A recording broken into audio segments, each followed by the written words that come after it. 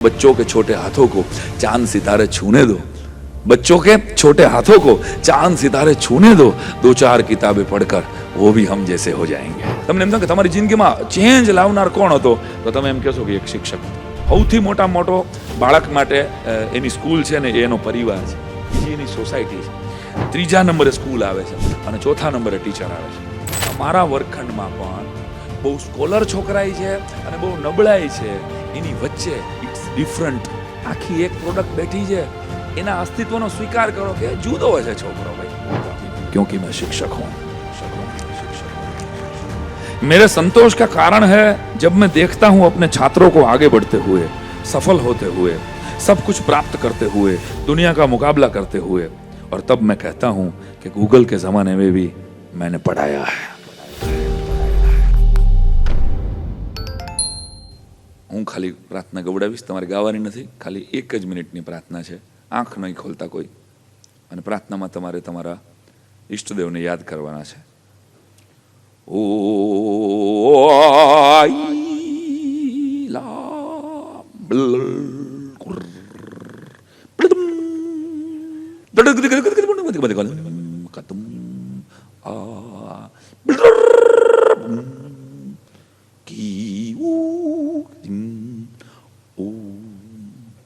આંખો ખોલો.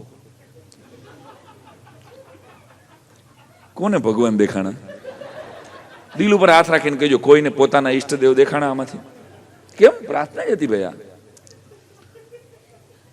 કોઈ દેશની, કોઈ પ્રદેશની, કોઈ વિદેશની આ પ્રાર્થના નહીં હોય? પાડો હા કે ના. તમારા ભાષાની નથી, ગુજરાતીમાં નહોતી એટલે તમને ભગવાન ન દેખાણા, તમારા ઈષ્ટદેવ ન દેખાણા. આ નાનકડું આઈસ બ્રેકિંગ હતું એક ખાલી. આપણે જે એક ફ્રેમ લઈને તમે બેઠા હો, ભાઈએ મારા વિશે 3 પાના વાંચ્યા એટલે કેવું થઈ જાય, ઓહો આવડી મોટી. બરે ભાઈ, તમારી સાથે જોડાવા માટે જરૂરી છે એક ગીતનો કટકો જે તમારા હૃદયથી મને જોડી દે, મારા હૃદયથી તમને જોડી દે. તો જોડાણ વગરની કોઈ પણ વાત, જે આમાં કોઈ આપણે જાતા હશું, મોરબીના જેટલા પણ ડોક્ટરો છે, તમે જોજો ઓપરેશન કરતા પહેલા એ લોકો એનેસ્થેસિયા આપે, એટલે કે દર્દી શીખી ન જાય. આપણે બધું શીખી ન જાય, આપણું પછી કિડની બીડની કરી નાખીએ, એ એટલે જ ઓપરેશનમાં આપણને બેભાન કરી દે. એક જણો તો ડૉક્ટર સાહેબે આમ બેભાન કરવાની, શું કરો સાહેબ? તો કે તને બેભાન કરવાનો, ઉભા રહ્યો એમ કરીને એને વોલેટ કાઢ્યું. એ શું કરો તો કે હું પૈસા તો ગણી લઉં.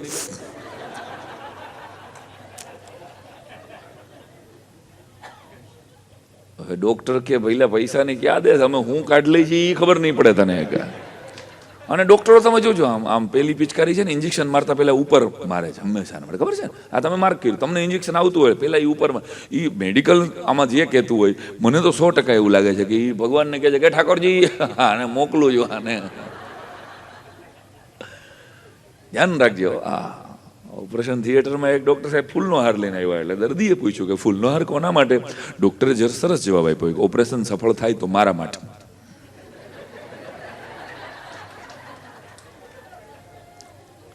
નહીતર તું તો છો જ.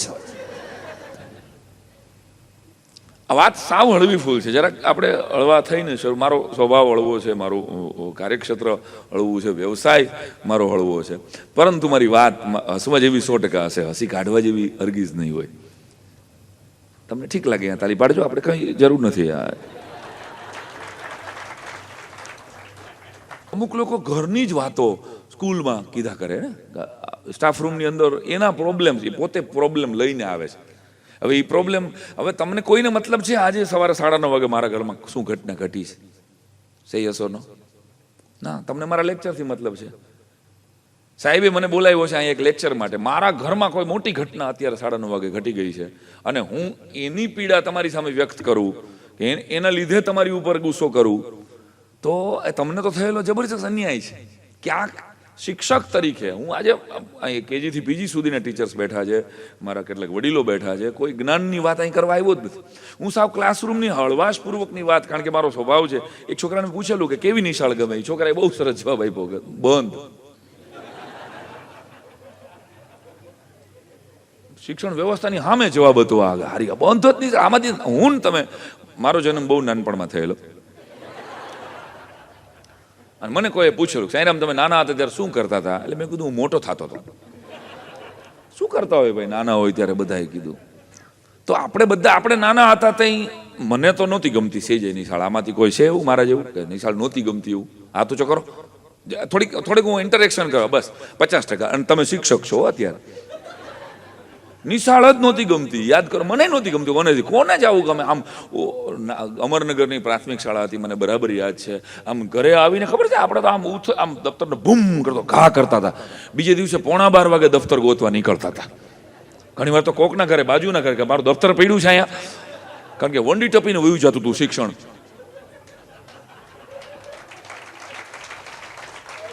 શિક્ષણ વંડી ટપી જતું હતું આપણું. ક્યાં કોક ડામચી હેઠેથી દફતર ગોતવું પડે. અને લેસન ન કરવાના આપણી પાસે કેટલા બધા ક્રિએટિવ બહાના હતા. સાહેબ બહુ પેટમાં દુખે, સાહેબ માસી ઘરે આવ્યા હતા. માસી તો કાં મરી જવાના હોય ને કાં ઘરે આવ્યા હોય. આ ગુજરી ગયા હતા, ઘરે કુટુંબમાં મહેમાન આવી ગયા હતા, ક્યાંય ત્યારે ચેકિંગ તો હતું નહીં સામે. અને બાના બાજમાં હોશિયાર. એક સમયે મારી વાત કરું છું, તમે તો બધા બહુ સારા, ત્યારે તો શિક્ષક થયા હો ને તમે.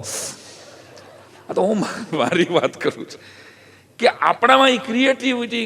યાદ રાખો, મોટું મોટિવેશનલ વાત શું હતી આપણા ભાઈબંધનું, કે લેસન નથી કર્યું ને મારશે, મારી નહીં નાખે.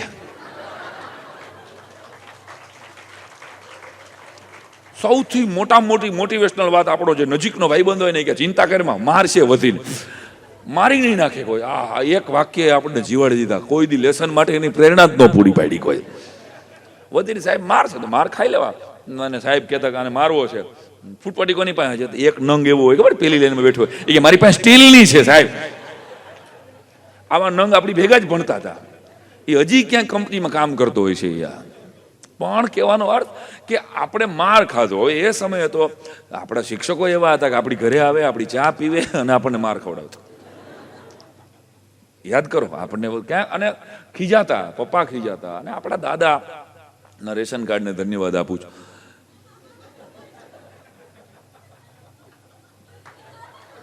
તમને સમજાઈ ગયો મારો મુદ્દો? હું થોડુંક ડાયજેસ્ટ થવા દઉં છું તમને. 4 કાકા, 4 ફયું, 2 મોટા બાપુ, 2-3 તો જન્મીને ગુજરી ગયા હોય. એ તો દાદાને બાને જ ખબર હોય. અને આજે અત્યારે જે વસ્તાર દેખાય છે ને આપણા ખાનદાનનો, એ દાદા દાદીની બદોલત છે. બાકી તો અમે બેન, અમારો એક અટાણે તમે જુઓ, એકનો એક ભદ્ર સમાજમાં એકનો એક સંતાન છે. હા, એ પાછો માનતાનો છે અને કોઈના બાપનું માનતો નથી. હવે મુદ્દો એ આવે છે કે આ કોઈના બાપનું માનતો નથી, એને તમારે અહીં ભણાવવાનો છે. બહુ અઘરી વાત છે. એકનું એક સંતાન. આપણે ઘરે હતા, અહીં બેઠેલા તમામ શિક્ષકોને જ ખાલી હું આ પૂછું કે ભાઈ 2-3 સંતાનો હતા, 2 બહેનો હતા. આપણે એક જોઈન્ટ ફેમિલીમાં જાજા ભાગે, હું પણ જોઈન્ટ ફેમિલીમાં મોટો થયો, તમે પણ આમાંથી કોઈ હશો, કે આપણે સિંગલ સંતાન હતા જ નહીં. એટલે આપણી ઘરે મહેમાન આવે ને ત્યારે બાપુજીને કોઈ પૂછો કે તમારો દીકરો કેટલામાં ભણે? એટલે બાપા આપણે કેટલામાં ભણે? હે, મૂળ બાપાને ખબર નહોતી કે આપણે કેટલામાં ભણીશ. કે બાપા કહી દે 5માં, એટલે આપણે કહી 6માં. 5માં નથી. નિહાળે આવીને કહેતા હતા સાહેબ મારો છોકરો કયા ધોરણમાં ભણે છે? બાપાને ખબર જ નહોતી. મજૂરી કરતા હતા યાર, ખેતી કરતા હતા, પોતાના કામમાંથી ક્યાં નવરાશ હતી. છોકરાનું લેસન શું થયું? એક આ વાતાવરણમાંથી આપણે નીકળ્યા અને આપણે તોય ભણ્યા, આપણે તોય આપણી જિંદગી બનાવી, આપણે આપણી રીતે કામ કર્યું, આપણે સક્સેસ થયા જેટલા અંશે જેને તમે આંકડાઓ ગણતા હતા. હવે સમય શું? આપણે મૂળભૂત પરિસ્થિતિ તરફ હું તમને લઈ જાઉં. એકનું એક સંતાન છે, 2 જ પ્રકારના વાલીઓ છે. એક ઓવર કેરિંગ પેરેન્ટ છે, ઓસીપી પેરેન્ટ. હા, આ ઓવર કેરિંગ પેરેન્ટ. અને એક ઓડીપી, એક over daring parent. Over caring parent છે અને મારા દીકરાને કશું થવું જ નથી, કારણ કે એકનો એક જ છે અને એ 8 વર્ષે આવેલો છે. આ બહુ ગંભીર વાત હું હળવી શૈલીમાં કરી રહ્યો છું. मेरी रजूआत गलत हो सकती है, मेरी पीड़ा गलत नहीं. તો એ એકનું એક સંતાન આવ્યું છે એટલે એને એટલો બધો ડિફેન્સિવ મોડમાં છે મમ્મી પપ્પા બંને, કે કેટલાક વાલીઓ તમે એવા જોયા હશે કે જે આગલા દિવસે એને ભણાવી દે છે. ખબર છે? એ ભણાવીને ક્લાસમાં મોકલે. મારો છોકરો એલો જ નંબર આવવો જોઈએ. આ નંબર છે ને, હું હમણાં સાહેબને વાત કરતો હતો, ઓફિસમાં બેઠા હતા, કે માર્ક્સવાદીઓ દેશના બીજા કોઈ ખૂણામાં નથી, ગુજરાતમાં સૌથી વધારે છે. માર્ક્સવાદીઓ છે. મા બાપ પણ કેટલાક માર્ક્સવાદીઓ છે, કેટલીક સંસ્થાઓ પણ માર્ક્સવાદીઓ. હું આ માર્ક્સવાદીઓ એટલે માર્કની દિશામાં કહી રહ્યો છું. તો કે માર્ક આવવા જોઈએ તારે, પહેલો નંબર જ આવવો જોઈએ તારે. આવું આપણને કેટલાક વાલીઓ પ્રેશર કરે છે. એટલે ઓવર કેરિંગ પેરેન્ટ્સ એટલા બધા ધ્યાન રાખે, એટલું બધું પેમ્પર કરે કે મારા દીકરાને કંઈ તકલીફ જ ન પડવી જોઈએ. અને એક ઓવર ડેરિંગ પેરેન્ટ, આપણા છોકરા નવયુગમાં મૂકી દીધો કાંઈ ચિંતા જ નથી, એ ફી ભરવાય નથી આવતા. આ ઓવર ડેરિંગ ભાઈ કાંઈ એ કોઈ દી તમે વાલિંગ મિટિંગમાં બોલાવો, એ કોઈ દી આવતા આવા હશે 10% એવા હોય કે જેને કાંઈ પડી જ નથી, નવરાઈ નથી, અથવા તો એને બરાબર છે છોકરો કરી લે. હવે તો 20 વર્ષ પછી જ તમને ખબર પડશે કે આમાં કોણ ક્યાં પહોંચ્યું. મુદ્દો એટલો છે કે એકદમ પેમ્પર કરેલા બાળકને તમારે ભણાવવાનો છે, એકનું એક સંતાનને તમારે ભણાવવાનો છે. તો આપણે ક્યાંક શિક્ષક તરીકે ક્લાસરૂમમાં જાય છીએ ત્યારે એના વિશે જાણતા જ નથી હોતા કે આના કુટુંબમાં શું. આપણી પાસે ટાઈમ જ નથી. આપણે અભ્યાસક્રમના 2 ચોપડા વચ્ચે 2 પૂઠા વચ્ચેનું પૂરું કરવા 18 પાઠ પૂરા નહીં થાય તો મને મારા કોઓર્ડિનેટર કે મારા પ્રિન્સિપાલ ગગલાવશે. મેડમ મોન્ટેસરીની બહુ સરસ 1.5 લીટીની જ પ્રાર્થના છે કે હે ઈશ્વર, મને મારા બાળકને સમજવાની શક્તિ આપજે. 1.5 લીટીની આ પ્રાર્થના વિશ્વની શ્રેષ્ઠ પ્રાર્થનાઓમાંની એક છે. આપણી કઠણાઈ એ છે કે મને સમજો. આપણે શું કહીએ, આપણે જ્ઞાનનો ધોધ લઈને આવ્યા છે. આપણે બધાએ સમજવું જોઈએ કે આપણા કરતાં એક્સપર્ટ ટીચર્સ એને બેજુઝમાં મળે છે ભાઈ. આપણા કરતાં ઇન્ટેલિજન્ટ શિક્ષકો એને ગૂગલ ઉપર કોઈક એસએસ ભણાવે છે. હવે એવું તો રહ્યું નહીં, જે આપણી વખતે તો ઓપ્શન જ નહોતો. અને કોરોના પછી ઓનલાઈન પછી આપણે જોયું છે કે મેથ્સના સારામાં સારા કે સાયન્સના સારામાં સારા વિષયો કોઈ સરસ 3D ડાયમેન્શનથી કોઈ વિડીયો ઉતારીને કોઈ શિક્ષકે મૂકેલા છે. તમે you name it, A subject, A chapter તમારા કરતાં અને મારા કરતાં, એમાં હું તમારો એટલે હું મારી પણ વાત કરું છું, અહીંયા બેઠેલા કોઈ પણ ગુજરાતના શિક્ષક કરતાં કોઈએ સરસ દિલ્હીના કે સાઉથના ટીચરે એ સમજાવેલું છે. એટલે એની પાસે એ અવેલેબલ છે. એક સમયે મારે ને તમારી પાસે જે ઓપ્શન જ નહોતા, એ ઓપ્શન એની પાસે ખુલ્લો જ. તો વી આર ધ લાસ્ટ. ક્લાસરૂમમાં ભણાવનારી આપણે છેલ્લી પેઢી છે. હું આવું બહુ ગંભીરતાપૂર્વક કહી રહ્યો. 2-5 વર્ષમાં કાંઈક આર્ટિફિશિયલ ઇન્ટેલિજન્સ આવી જશે અને આમાંથી 4 શિક્ષકોની રેપ્લિકા સંસ્થા બનાવી લેશે કે આટલા સબ્જેક્ટ નાખી દો, એઆઈ ભણાવશે. આ સમય આવતા વાર નથી લાગવાનો. આમ તો આપણે આપણી કોમને કોમ ઇન ધ સેન્સ કે શિક્ષકોની આ નાત છે, એની ઉપર ભરોસો બેસે. કેટલાક પ્રાઇવેટ ક્લાસીસ વાળા શરૂ થઈ ગયા છે.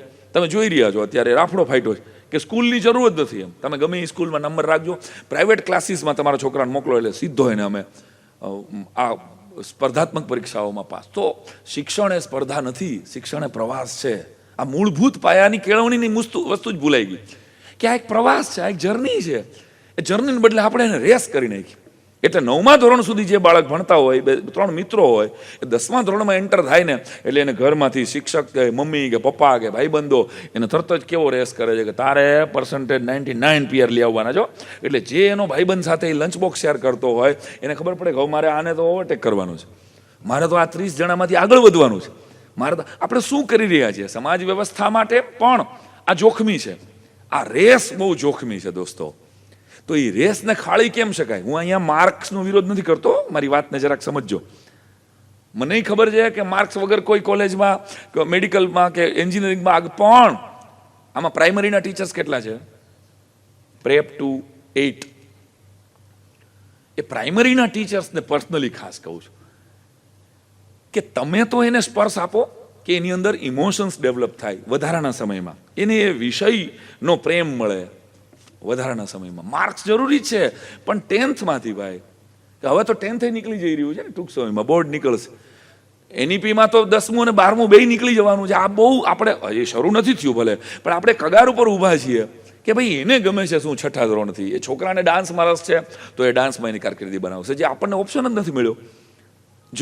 જો અને તો આ બહુ મોટા છે, હિમાલય જેવડા છે આમાં, કે NEP જો રજૂ થાય અને એ રીતે જો એક્ઝિક્યુટ કરવામાં આવે તો આવનારી પેઢીઓ માટે તો એ સ્વર્ગ છે કે ભાઈ એ બાળકને એગ્રીકલ્ચરમાં રસ છે તો એ 6th ઓનવર્ડ્સ એગ્રીકલ્ચરના પાર્ટ્સની અંદર આગળ લેતો જાય, એટલે આગળ જઈને એગ્રીકલ્ચરમાં જ પોતાની કારકિર્દી બનાવશે. જે ઓપ્શન મને તમને નહોતો મળ્યો. હું મારી પોતાની વાત કરું તો ઇલેક્ટ્રિકલ એન્જિનિયરિંગ બન્યા પછી મને શિક્ષક બનાવ્યો મમ્મી પપ્પાએ. પપ્પા ઈચ્છતા, મમ્મી ઈચ્છતી હું એન્જિનિયર બનું. આ મારી પર્સનલ વાત ખાલી કહું. એટલે ઓબ્વિયસલી ઘરમાં મમ્મીનું જ હાલે. અને દીકરા તરીકે મને પણ મમ્મીનું જ સપનું પૂરું કરવાનું પહેલું હોય ને. એમ પછી પહેલાં હું ઇલેક્ટ્રિકલ એન્જિનિયરિંગ બન્યો. ઇલેક્ટ્રિકલ એન્જિનિયરિંગ બન્યા પછી ખબર પડી કે ખોટું થઈ ગયું છે. એટલે પછી પપ્પા શિક્ષકનું ફોર્મ ભરી આવ્યા. પછી મેં અમરેલીમાં PTC કર્યું. અને PTC કરતાં કરતાં કલાકારી તો ગાંઠિયા માટે કરેલી. અમે આપણે જે ખાધા ને સાહેબ, એ ગાંઠિયાનો ખર્ચો નહોતા આપતા ઘરેથી. એટલે અમે અમરેલીમાં ભણતા હતા ત્યારે ગાંઠિયા અમારે રોજ ખાવા જોતા હતા બધા ભાઈબંધોને હોસ્ટેલમાં. શું કરવું એટલે મને થોડા ઘણા ભજન આવડતા હતા. તો એક ભાઈબંધ છે ને કોકના દાડામાં જઈને કહી આવ્યો, અમારો એક તાલીમાર્થી છે ને એ ભજન ગાઈ તમે ઠાકર થાળીમાં કાંઈ જે આવી રીતે પહેલો પ્રોગ્રામ શરૂ થયેલો. અને એ 3000ની યાત્રા મને કરાવી, 30-32 દેશ, 3 વાર મારા પાસપોર્ટ પૂરા થાય થેન્ક્સ ટુ એક ગાંઠિયા.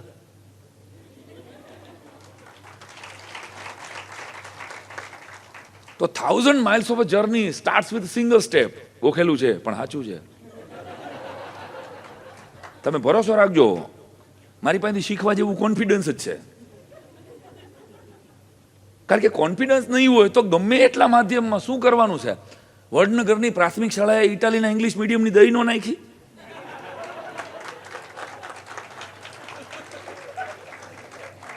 ત્રીજી વાર નથી સમજાણું હજી 12 જણાને, જે 12 માટે મેં ધક્કો ખાધો છે.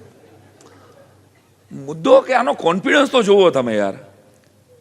તો આપણે આપણા બાળકોમાં જેને સંતાનો પોતાના છે એની પણ આ વાત કરું છું, અને નવયુગનું એક સંતાન એનું છે અહીંયા આવનારું.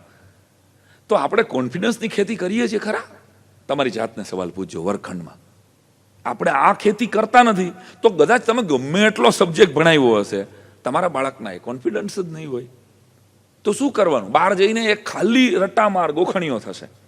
એટલે મારી કરબદ્ધ પ્રાર્થના છે, એક સરસ મજાની કવિતાથી મારે વાતની શરૂઆત કરવી છે. કે ઓલરેડી શરૂઆત તો થઈ ચૂકી છે, પણ મને આમ જેમ ઉગતું જાય એમ થોડું ઘણું લેસન કરીને આવ્યો છું તમારા માટે. કારણ કે મને એવું થાય કે જે શિક્ષક આગલા દિવસે એ જે પાઠ ભણાવવાનો છે એનું પોતાના ઘરના આગલા દિવસે એ પાઠ જોયા વગર ક્લાસરૂમમાં જાય છે, એની તૈયારી કર્યા વગર જાય છે ને, એનામાં અને આતંકવાદી અજમલ કસાબમાં મને કશો ફરક નથી લાગતો. આજે કેવો પાઠ છે એટલે છોકરાઓ કે સાહેબ આ 14મો તો હાલી ગયો, હા તો હાલો 15મો કાઢો. અરે ભાઈ,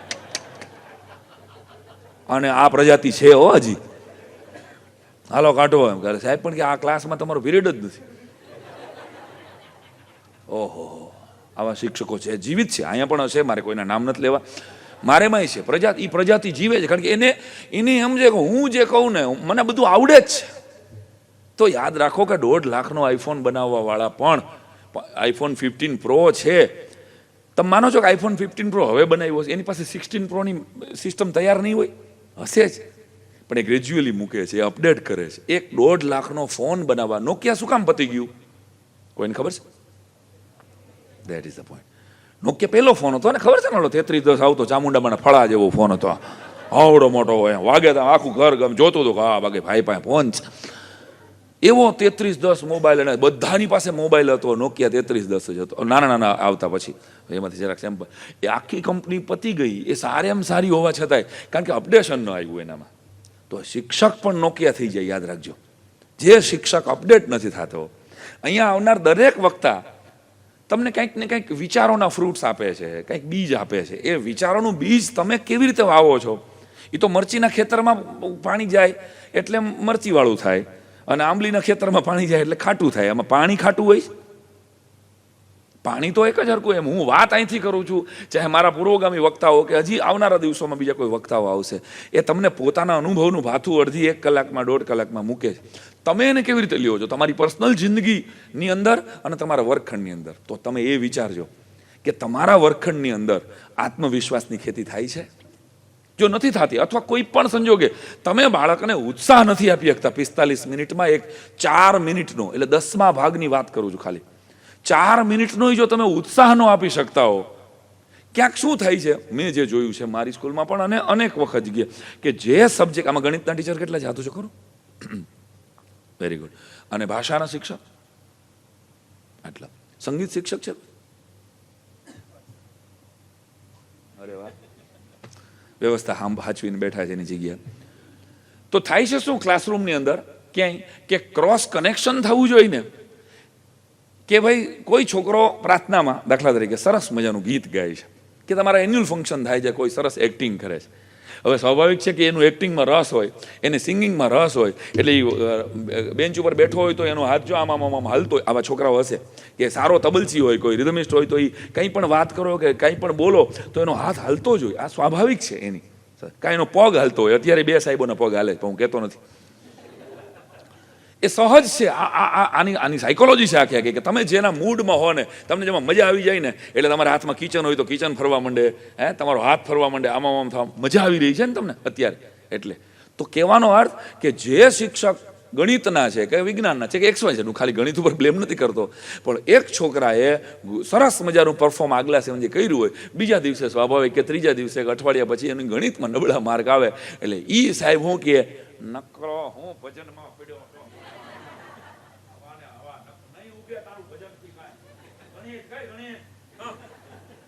હાલી નીકળ્યા કોણ જાણે ભજન ના દીકરા. એટલે ઓલાને એમ થઈ જાય કે મેં સારું ભજન ગાયું, જાણે પાપ કરી નાખ્યું. ક્યાંક ગણિતમાં ટોપ કામ કરેલું હોય અને એને ગીત ગાતા ન આવડતું હોય, એટલે સંગીતનો શિક્ષક કામ કરે છે. નકરા ગણિત કાંઈ નહીં આવે, સંગીત. દરેકને શું કરવું છે આપણે? દરેક શિક્ષકને પોતાના સબ્જેક્ટની બેંક વધારવી છે, એના ઇન્ફ્લુઅન્સ વધારવા છે, એના ચાહકો વધારવા છે. એ સ્વાભાવિક છે, હોવું જ જોઈએ. પણ એ વધારવામાં ક્યાંક બીજા સબ્જેક્ટના વિદ્યાર્થીઓને ટકોરાઈ જાય છે, એટલે એનો કોન્ફિડન્સ ડાઉન થઈ જાય છે. સ્વયં મને પોતાને આવું કહેવાવાળા એક શિક્ષક હતા, મારે નામ નથી લેવું. અહીં આવે ભજનથી કાંઈ નહીં વળે, ગળામાં પેટી નાખીને કેટલાય ગાય છે, તું વાંચવાનું કર, ભણ. આવો જો ફલાણો એક વિદ્યાર્થી હતો અમારા, એને 21 વખત આખો શિક્ષણ એક આપણે આવતું પીટીસીમાં, જેને કરેલું હોય પીટીસી, શિક્ષણ 1 ને શિક્ષણ 2 આ સબ્જેક્ટ આવતા. મારી ભેગો ભણતો હતો ને, એને 21 વખત શિક્ષણ 1 પૂરું કરી નાખ્યું હતું, અને અમે તેથી ખોયલું નહોતું. એટલે અમને ટાઈમ નહોતો મળ્યો, અમારે બીજું ઘણું કામ હતું, ભેગું જીવવાનું હતું ને અમારે. તો અમે જીવતા હતા. ઓલા 21 વાર શિક્ષણ પૂરું કરી નાખ્યું અને અમે પછી શરૂ કર્યું. પણ એક સાહેબ મને એવો પિન પોઈન્ટ કરતા હતા, ભજનથી કાંઈ નહીં વળે. હવે એ સાહેબ અત્યારે મને એમ થાય કે મારા પ્રોગ્રામો જોઈને મારા વિશે આ તમારું જો સાંભળી જાય તો એ સાહેબ એમને બેભાન થઈ જાય કે જેને આમ કીધેલું છે. તો એક શિક્ષકે એ નેગેટિવ થોટ મને આપ્યો, મેં એને ક્યાંક પોઝિટિવ લીધો કે સાહેબ હવે આ બીજું કાંઈ થાય જ નહીં, આને કરી બતાડવું છે, આને કરી બતાડવું છે. ભજન શું કરી શકે, સંગીત શું કરી શકે. મારા જીવનમાં એક નેગેટિવ શિક્ષકની નેગેટિવ વાત ઈશ્વરની દયાથી મારા પિતાશ્રી કલાકાર હતા, એના તરફથી મને બહુ પોઝિટિવ હવા મળતી હતી, એટલે એ પોઝિટિવ થઈ. પણ બધાના ઘરમાં આવું ન બનતું હોય. ત્યારે મારી કરબદ્ધ પ્રાર્થના છે કે તમારા સબ્જેક્ટમાં કોઈ સરસ કામ કરે તો બહુ સારી વાત. કેમ એમ ન થાય કે સ્ટાફ રૂમમાં તમે એ ચર્ચા કરો કે ભાઈ ફલાણો છોકરો છે ને એ સંગીતમાં સારો છે, એનું જરા ગણિત નબળું છે, તો સંગીતવાળો શિક્ષક જો એને પ્રમોટ કરશે કે બેટા તારું બહુ સરસ સંગીત છે અને આ સંગીત જેમ કેલ્ક્યુલેશનથી ગાઈ શકાય છે એટલું જ સહેલું ગણિત છે, જો એ સંગીત જે બેસ્ટ કરતો હોય એ સંગીતનો એનો પ્રિય અથવા તો હિન્દીનો શિક્ષક એને આવડતું હોય એ એને પ્રમોટ કરશે, તો તમે માનો છો કે એ છોકરોને ગણિત તરફનો ભરોસો રહેશે? છે યસ ઓર નો? નબળા જવાબ આપો છો તમે લોકો. છે યસ ઓર નો? તો જે કહેવાનો અર્થ કે આપણે કઠણાઈ શું કરીએ છીએ કે ગણિતવાળો ગણિતમાં ટોપ હોય ને એને જ બિરદાવે છે, બીજા સબ્જેક્ટ. અને ક્યાંક સ્ટાફરૂમમાં પણ આ વાત નથી થતી, ક્યાંક પ્રોફાઇલ ક્રોસ ચેક નથી થતી કે ભાઈ આ છોકરાની SS બહુ સારું છે, આ છોકરો હિન્દીમાં ક્યાં છે, એટલે હિન્દીના ટીચરને ખબર જ હોય કે આ હિન્દીમાં નબળો છે સાહેબ. તો એકબીજા શિક્ષકો જો એકબીજાને બાળકોને પ્રમોટ કરે ક્રોસ સબ્જેક્ટ દ્વારા, તો મારી દ્રષ્ટિએ એક સરસ રિઝલ્ટ મેળવી શકાય એમ છે. પણ આપણે તો થાકી ગયેલા છે, આપણે તો આપણા સબ્જેક્ટને મારે આ પગારમાં આટલું થાય, આવી વાત કરનારા સ્ટાફ રૂમમાં જ હોય છે, અને એ તાજા આવનારા પણ હોય છે અને વર્ષો જૂના પણ હોય. બહુ ન કરાય આમાં. પછી આવા તો મેનેજમેન્ટે તો ખબર નથી પડતી, પકડીને ઉપાડી લેવાય એને. તો પણ આવી કોઈ અહીંયા CCTV નથી રાખતા રે આપણે પ્રાઇવસી માટે. બાકી ખરેખર આવા શિક્ષકોએ ઘોર ખોદી નાખી. આ પગારમાં આટલું જ થાય. દિલ ઉપર હાથ રાખીને કહેજો તો કે આ નોકરી છૂટી જાય તો બીજી એકેય ઘટનામાં આપણને કોઈ રાખે? હું મારી જાતને આ સતત પૂછું. જ્યારે હું 14 વર્ષ મેં જોબ કરીને ત્યારે મને જો આ સરકારી નોકરી છૂટી જાય ને તો કોઈ ક્લીનર તરીકે ન રાખે, કોઈ મને ટેક્સી ડ્રાઈવર હારે ન રાખે સાહેબ. તો આપણને ઈશ્વરે આ નોકરી આપી છે. તમે ક્રિએટિવ, મારું એવું સતત માનવું છે કે સર્જનશીલ શિક્ષકો અને પ્રયોગશીલ ખેડૂતો આ બે જ કોઈ પણ રાષ્ટ્રને આગળ લઈ જઈ શકે. અને કમનસીબે કહેવું પડે એમ છે કે આ બંનેની હાલત અત્યારે દયનીય છે. પ્રયોગશીલ શિક્ષકો ખલાસ થતા જાય છે અને પ્રયોગશીલ ખેડૂતો. ખેતીમાં પ્રયોગો, ઇઝરાયલે કેવા પ્રયોગો કર્યા છે અને આપણે હજી જ્ઞાનીયા છે. આપણે તો બહાર બોલાવી લે, ખેતી છે કરવી કોઈ નથી આપણી પ્રજાને. હાલત શું થઈ તમે જોઈ આવજો. રાજકોટથી મોરબી વચ્ચે કે રાજકોટથી અમદાવાદની વચ્ચે જ્યાં પહેલા બાજરાના મોલ હતા ત્યાં હવે સિમેન્ટના મોલ છે. હાલત શું થવાની છે? ખેતી પ્રધાન દેશ બિન ખેતી પ્રધાન થવા માટે દોડ મૂકી રહ્યો છે. તો આપણી ફરજ છે કે આવનારું ભારતનું તમારા વર્ગખંડમાં ભણે છે તો એ બાળકને આપણે શું આપવું? આપણે એને મૂળભૂત પાયાની વસ્તુઓ વાતમાંથી, અરે યાર ખેતરો વેચાઈ રહ્યા છે, 25 વર્ષ પછી આપણે ગેરંટી કહું ચોખા ઇમ્પોર્ટ કરવાના છે. આપણે ઘઉં ઇમ્પોર્ટ કરતા જશું ચાઇનાથી, લખી લેજો. આ સમય આ તો રેકોર્ડ થઈ રહ્યું છે ને, યાદ રહેશે 25 વર્ષ પછી. કારણ કે અહીં કંઈ ઉગશે જ નહીં. ક્યાં ઉગશે? કોણ ઉગાડશે? કોઈને રસ જ નથી. જેની પાસે જમીનો છે એને જમીન જોવા જવાનો રસ નથી. એક જણે મને ગાડી લીધી રાજકોટમાં, બહુ મોટા માણસ છે અને ખેડૂત હતો, અને ગાડી લીધી પછી મને કહે સાહેબ ઓડી લીધી આપણે. મેં બહુ સારું કહેવાય, મોડી લીધી. મને કે એમ નહીં પણ ઓડી લીધી હોય વાહ લખાવું હું કાંઈક એવું આપો ને ક્રિએટિવ. એટલે મેં તું લખ 7/12 ઉતારાની કૃપા.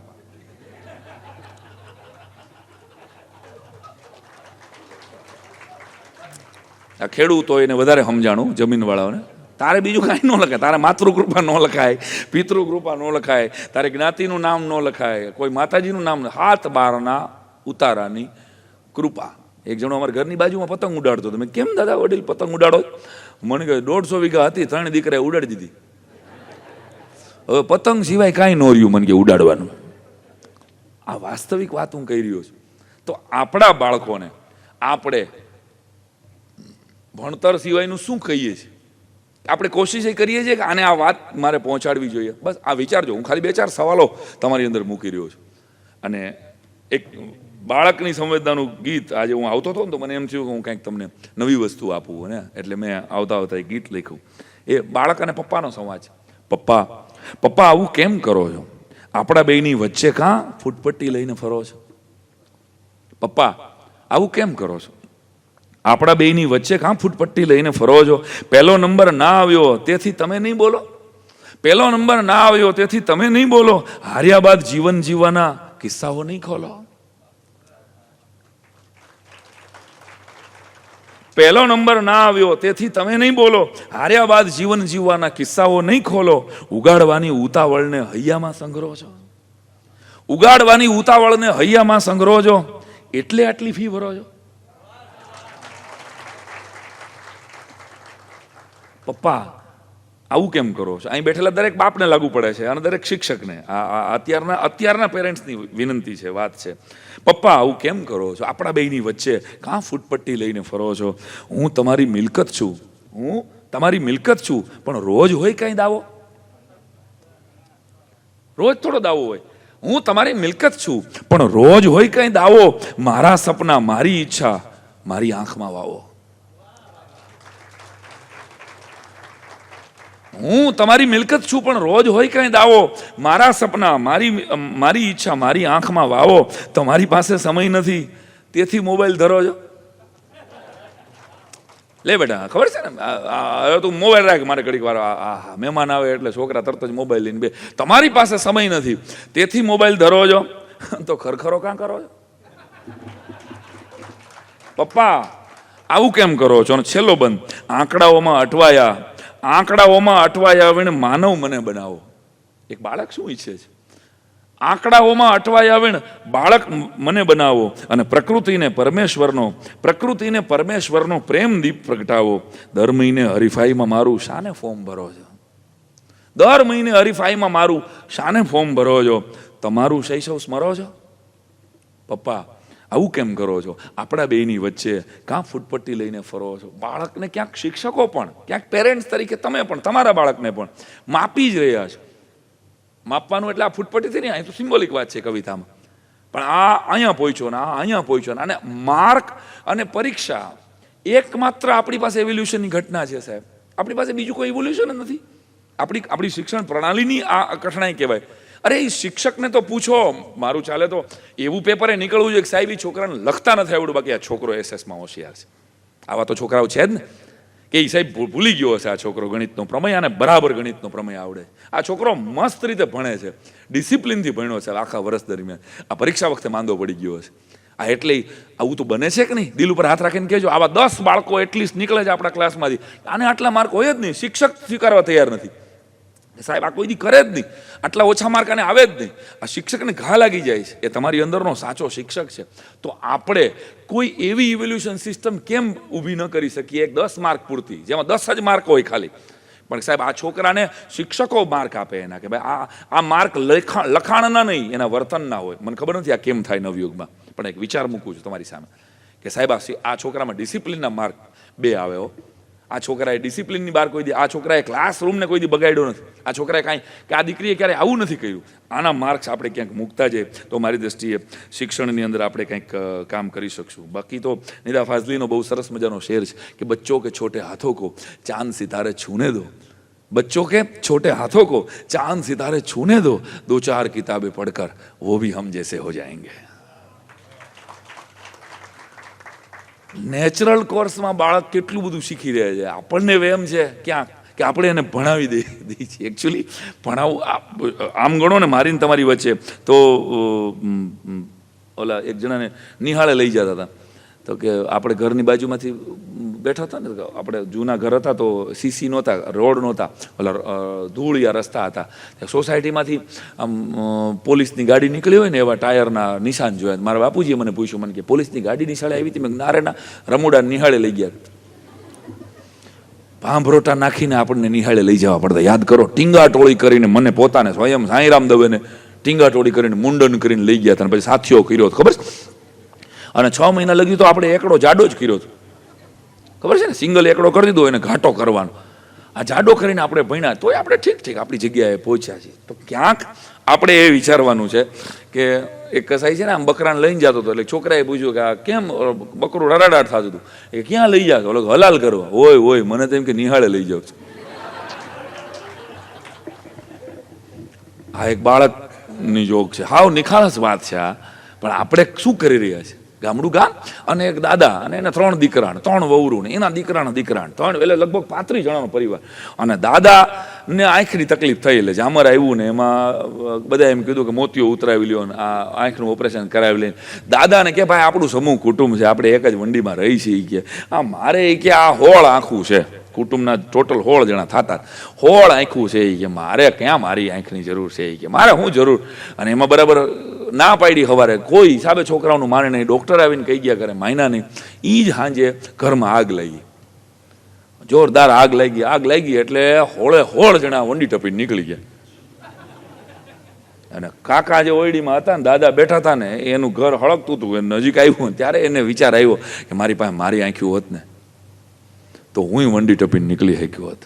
અને કેટલાક શિક્ષકો એટલા બધા કડક છે પોતાના સબ્જેક્ટને ભણાવવા માટે, એને બીજી કાંઈ સીધું અર્જુનને જેમ ઓલી આંખ દેખાતી હોય ને એમ આને સીધું પોતાનું ધોરણ દેખાતું હોય ને પોતાનું સીધું શરૂ થઈ જાય ડસ્ટર, કાંઈ વાત જ નહીં, કનેક્શન જ નહીં. એટલે operation is success, patient is dead.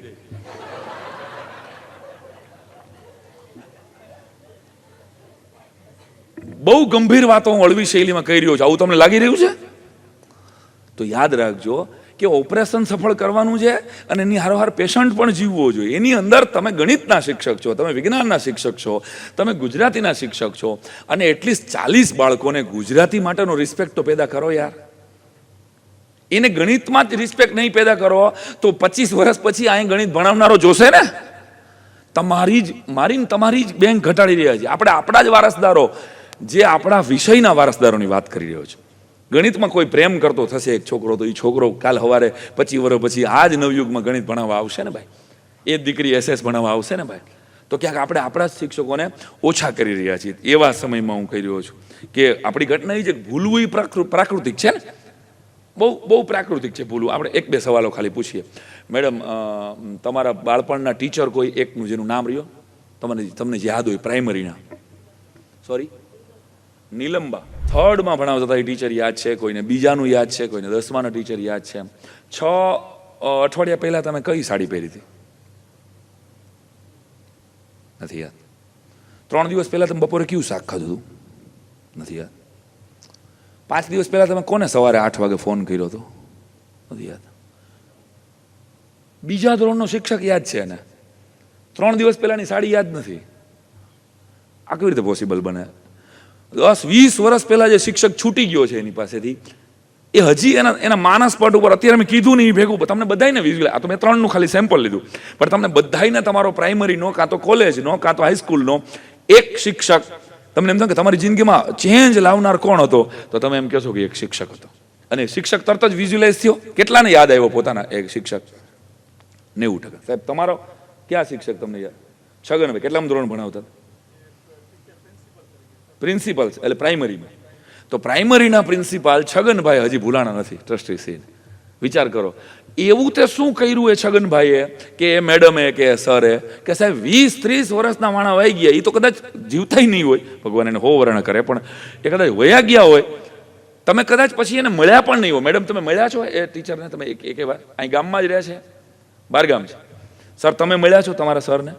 નથી મળ્યા. 20 વર્ષ થઈ ગયા હશે તમે તમારા ટીચરને મળ્યા નહીં હોય, પણ એની અસરનું મેગ્નેટ તમને બધાની વચ્ચે એનું નામ પડે એટલે તમારા ચહેરા ઉપર મુસ્કાન આવે છે. તો આપણા ગામડામાં એક અત્તરિયો અત્તર વેચવા આવતો, તમને યાદ છે? આખી એક નવી પેઢીને, ઇન્સ્ટાગ્રામની પેઢીને ન ખબર હોય, ગુલાબનું અત્તર લઈને બેસતો, જસ્મીનનું અત્તર લઈને બેસતો, હાથે અત્તર ફૂલમાંથી બનાવતો, અને પછી એમ કહેતો સાહેબ અત્તર લઈ લ્યો ને, એટલે આમ રૂનું પૂંબડું તમારા હાથ ઉપર ઘસે. આ એક ગામડામાં વેચતા, અમે જોયેલા, કદાચ 40+ પેઢીએ જોયા હોય. અને પછી એમ કહે આપણે સૂંઘીએ બીજું, એટલે બીજા હાથમાં બીજું અડાડે, જોવો ને સાહેબ 50 રૂપિયાનો તોલો છે, 50 રૂપિયાનો તોલો, 20 રૂપિયાનો તોલો એ વેચતો. આપણે કે ના ના ભાઈ બહુ મોંઘું છે એમ કરીને વયા જાય.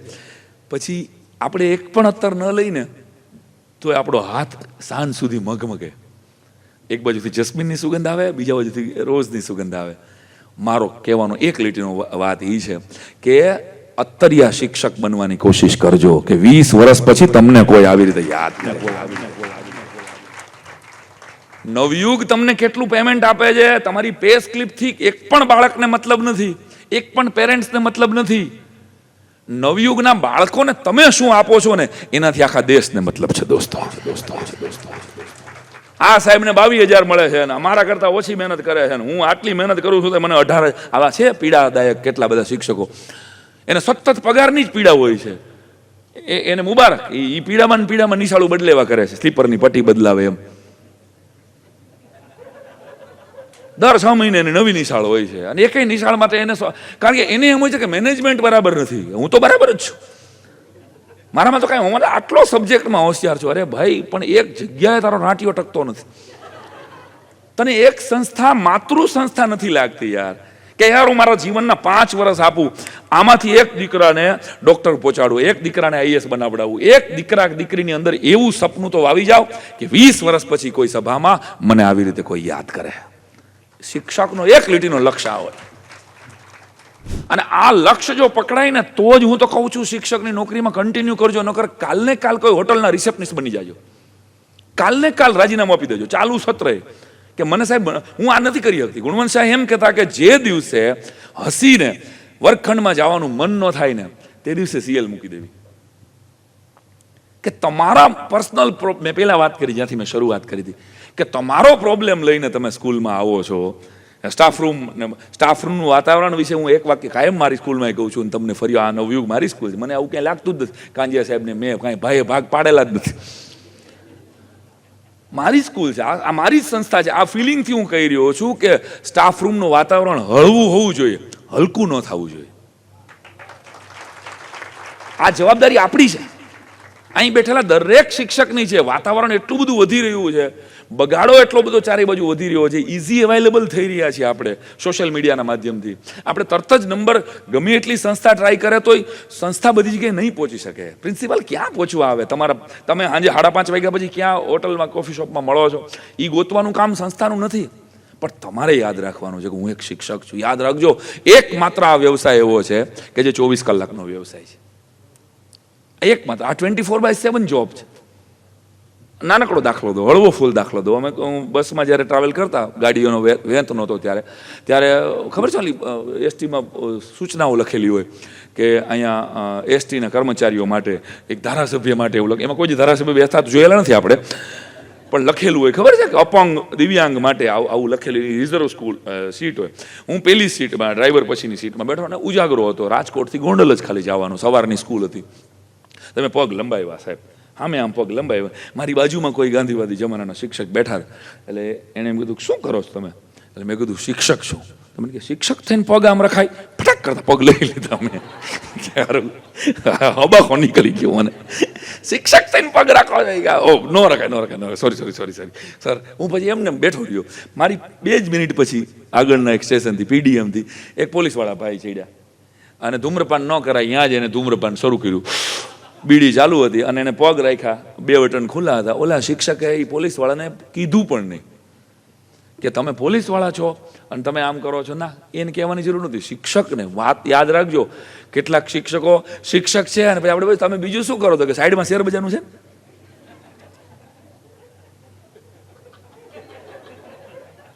સાઈડમાં શેર બજારનું કરી દે ને આપણે. એટલે સાઈડમાં કંઈક કરો છો, આનો મતલબ કે તમારો મૂળ ધંધો શું છે, તમારે કરવું છે શું, તો ફૂલ ટાઈમ શેર બજાર કરો ને ભાઈ. ક્લાસરૂમની પથારી હું કામ ફેરવો છે? ફૂલ ટાઈમ જે કરવું હોય 100% આપો ને. એટલે 14 વર્ષની નિશાળ મેં કરીને છોડી દીધી કે હું ફૂલ ટાઈમ નથી શિક્ષક રહી શકતો યાર. હું હવે સલાહ દઈ શકું પણ બાળકો હારે અન્યાય થઈ રહ્યો છે આ મને ફીલ થયું હતું સાહેબ. તો કહેવાનો અર્થ કે આવા પ્રયોગો આપણે કરી શકીએ. આપણા ઇમોશન્સ ઉપર 1000 નજર છે સ્કૂલના બાળકોની. તમને એમ લાગે છે કે આપણો ક્લાસ નથી અત્યારે, પણ લોબીમાં તમે કોની યારે વાત કરો છો, બાળકો જોવે છે. ક્યાં શિક્ષિકા હારે કયો શિક્ષક હસીને વાત કરે છે.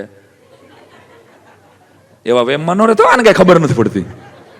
LKG વાળા પકડી લે. આથી મોટા એ તો કેટલું સમજવાનું. મારી વાત હળવી શૈલીની છે પણ સ્કૂલને હલકી બનાવી નાખશો, ફરીને યાદ રાખજો તો લાખો કરોડો રૂપિયાની એસેટ્સ લાગેલી છે ભાઈ. આ ટ્રસ્ટીઓએ આમાં મહેનત કરી છે. આમાં કેટલા બાળકોનું ભલું થયું છે અને ભલું થતું બંધ થઈ જશે તમારી એક સ્ટુપિડ ભૂલથી, તમારા પર્સનલ બિલોંગિંગથી. એટલે તમારા પર્સનલ રિલેશન્સ ને પર્સનલ રાખો. આ સંસ્થા એના માટે નથી. અહીંયા મળ્યા છો તો વાતાવરણને હળકું નહીં કરો, વાતાવરણ હળવું રાખો, તંદુરસ્ત રાખો, તો તમે બાળકો સુધી ઝડપથી પહોંચી શકશો. અને બાળકો જોઈ રહ્યા છે, બાળકોને બધી ખબર પડે છે. એને ન જોવાનું કેટલું નાની ઉંમરમાં જોઈ લીધું છે.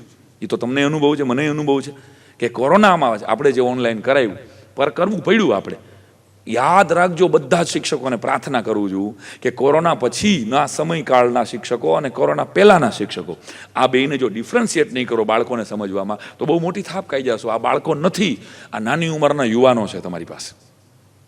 એટલે તમારું ડ્રેસિંગ એ ક્યાં જોઈ રહ્યા છે, શું કામ જોઈ રહ્યા છે, તમે શું ખાઈને આવો છો, શું વાત કરો છો. ફોન કદાચ તમારે ક્લાસરૂમમાં ફોન એલાઉડ છે નથી, એટલે બાકી તમે ફોન ઉપર કોની યાર વાત કરો છો. ઈ નોઝ. ગામમાં તમે મળો છો ક્યાંક અને તમે ક્યાં ભેગા થઈ જાઓ છો. એને જંક ફૂડ ન ખાવું જોઈએ અને સાહેબ જ પીઝા ખાતો પકડાય પાછું. લે સાહેબ તમે તો તમે તો કાલ કહેતો હતા ને. એટલે આચરણમાં, કહેની અને કરણીમાં ફરક આવી રહ્યો છે, એ નજરે દેખાય છે. એટલે અસર ક્યાંક શિક્ષકની ઓછી થઈ. બાકી આ એ જ સમાજ હતો. એક આપણે બધા 40+ પેઢીમાં ભણેલા છીએ કે અમારા ગામમાં અમારા માસ્તર કહે ને પછી લગ્નની તિથિ નક્કી થાય. યાદ કરો, અમારા ગામના માસ્તરને પૂછીને ઘરના ગામના બધા જ પ્રસંગો નક્કી થતા. એ પેઢી મેં જોઈ છે, કદાચ સાહેબ આપે પણ જોઈ કે શિક્ષકનું જે સન્માન હતું ગામમાં તમામ વર્ણમાં કે માસ્તરને પૂછી આવો. માસ્તરની રાય એ પંચની રાય જેવી રાય હતી. ના આ ન કરાય, આપણા ગામમાં આ વસ્તુ ન થવા દેવાય. તો આટલું બધું મહત્વ હતું અને એ મહત્વ અચાનક ખીણમાં વયું ગયું. એના મૂળમાં કાંઈ સમાજનો જ ખાલી વાંક નથી, વાંક ક્યાંક આપણો પણ છે. એક શિક્ષકના વ્યવસાયને અને આની ઘોરખોદી કેટલાય તો કે એક્સિડન્ટલી થયેલા શિક્ષકોએ કે પછી ક્યાંય એડમિશન નહોતું મળતું એટલે પછી બીએડ કરી નાખ્યો. આને પાળ પીટી નાખી આપણી કે એને ક્યાંય એને સાયન્સ કરવું હતું. મારે તો અને હવે ઘણા હજી સપનાઓને વાગોળતા હોય. મારે તો ડૉક્ટર થવું હતું ભાઈ, મારે તો એન્જિનિયર થવું હતું, પણ પછી એમાં ક્યાંય એડમિશન ન મળ્યું અને 30 લાખ રૂપિયા કીધા. પછી બાપુજીએ કીધું કે હવે પીટીસી કરી નાખના. આવા પરાયણ ન થયેલા, પરાયણ શબ્દ છે દેશી આપણો, પરાયણ ન થયેલા શિક્ષકોએ ગુજરાતના દેશના શિક્ષણની ઘોર ખોદી નાખી. અને જો તમે કદાચ એ પરિસ્થિતિમાં શિક્ષક થયા હો તોય હજી હું તમને શક્યતા કહું છું કે તમે તમારી જાતને અપડેટ કરી શકો.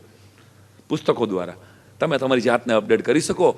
એક્સેપ્ટેબિલિટી જ નથી આપણામાં. આપણે સ્વીકારવા જ તૈયાર, હું બરાબર જ છું, મોટા 22,000નો પગાર છે આપણો, આપણે કાંઈ જરૂર જ નથી. એક કેટલાક લોકો પોતાની આજુબાજુ એવું રક્ષા કવચ મૂકી દીધું કે એને કાંઈ સુધારવાની જરૂર જ નથી. જો આઈફોન વાળો પોતાની એક આખી કંપનીને દર 6 મહિને અપડેટ કરતો હોય તો આપણે 1.5 લાખની વસ્તુનું એક લેક્ચર નથી વેચાતું, કોઈ એક પ્રોડક્ટ 1.5 લાખની આપણે વેચતા નથી. તો ઇન્ટરનેશનલ લેવલે અપડેશન, આર્મીમાં ટ્રેનિંગ હોય છે, કોઈ પણ ક્ષેત્ર એવું બતાવો જેમાં ટ્રેનિંગ ન હોય.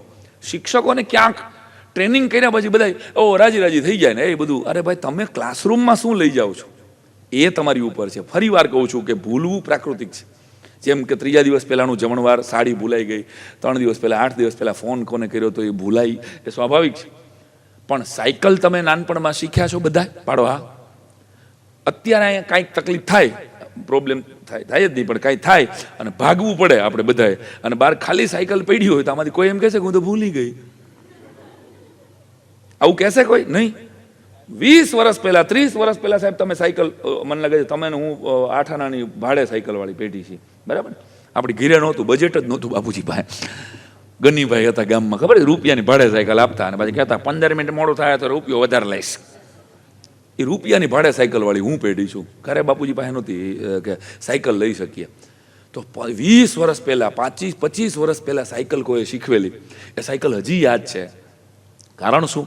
કે એમાં મોટી બેને આપણને શીખવી હતી, કાં તો મોટા ભાઈએ શીખવી હતી, કાં તો કોઈક ભાઈબંધે જેને આવડતી હતી એને પાછળનું કેરિયર પકડી રાખ્યું હતું, યાદ છે?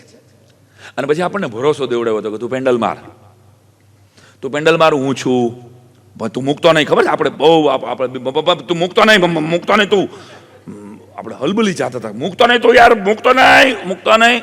એ રાડું પાડતા હતા આપણે. 1-2 વખત આપણે ગોઠણ છોલાણા હતા. અને પછી ક્યારે આપણા ભાઈબંધે, મોટી બેને, મોટા ભાઈએ કેરિયર પાછળનું છોડી દીધું અને આપણાથી પેન્ડલ ક્યારે લાગવા માંડ્યા, એ ચોઘડિયું, એ પળ, એ તારીખ કોઈ નહીં કહી શકે. એ ખબર નહીં, આવડી ગઈ. અને એનો જે ઉત્સાહ હતો આવડી ગયા એનું, અને એ હજી નથી ભૂલાણી. કારણ કે એ કોચિંગ મેથડથી ભણાવવામાં આવ્યું હતું.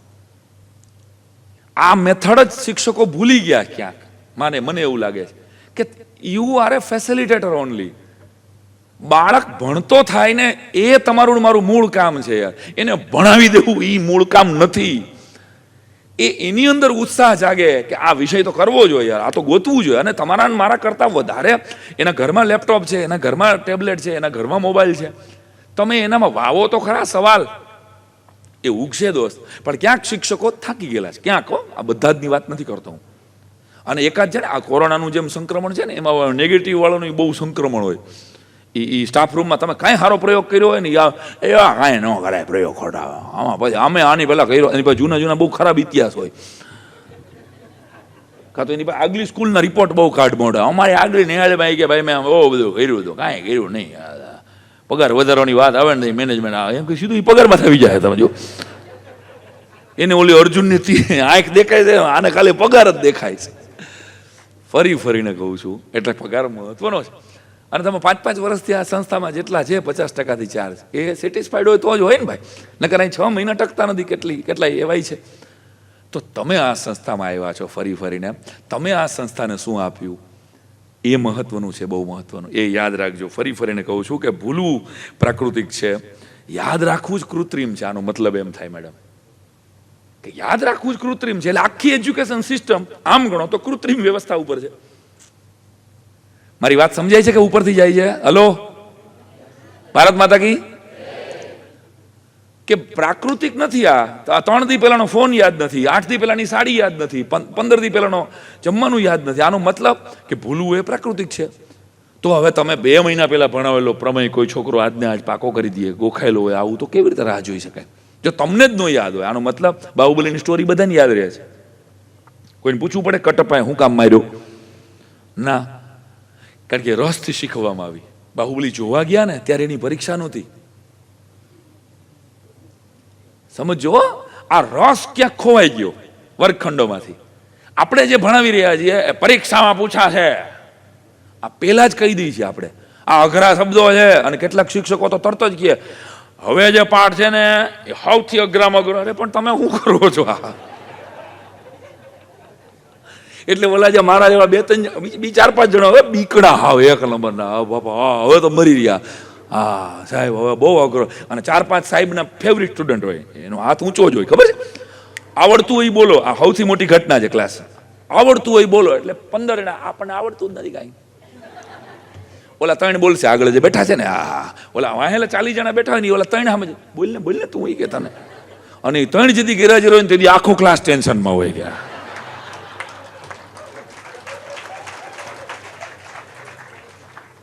આવું થાય છે ક્લાસરૂમમાં.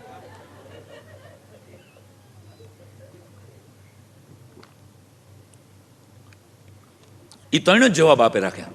બોલો, એટલે આપણે 3 કે 5 ને જ જાણે કેમ ભણાવતો, એ 5 નો જ કેમ આપણને નવયુગ પગાર દેતી હોય એવું આપણે પકડી લીધું. આવડતું હોય બોલો આવું કહે એટલે અમુક તો સીધા આવડતું જ નથી, પછી ક્યાં વાત, આવડતું જ નથી. તો આમાં કોઈ છોકરો ક્લાસની બહાર જોવે છે તો સાયકોલોજીના એવા સર્વે આવ્યા શિક્ષણના નવા કે ભાઈ તમે એ તો જુઓ કે એ બહાર શું જોવે છે.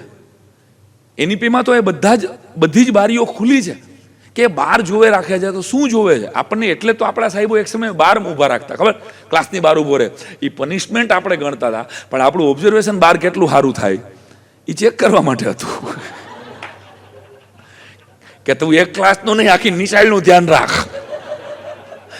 અને અડધી કલાક ભાઈડો ઉભો રહ્યો છે, ખબર છે, નરસિંહભાઈ પટાવાળો ક્યાં ગયો, સાહેબની બીડી લઈ આવ્યો, ફલાણા મેડમનું શાક લઈ આવ્યો નરસિંહ.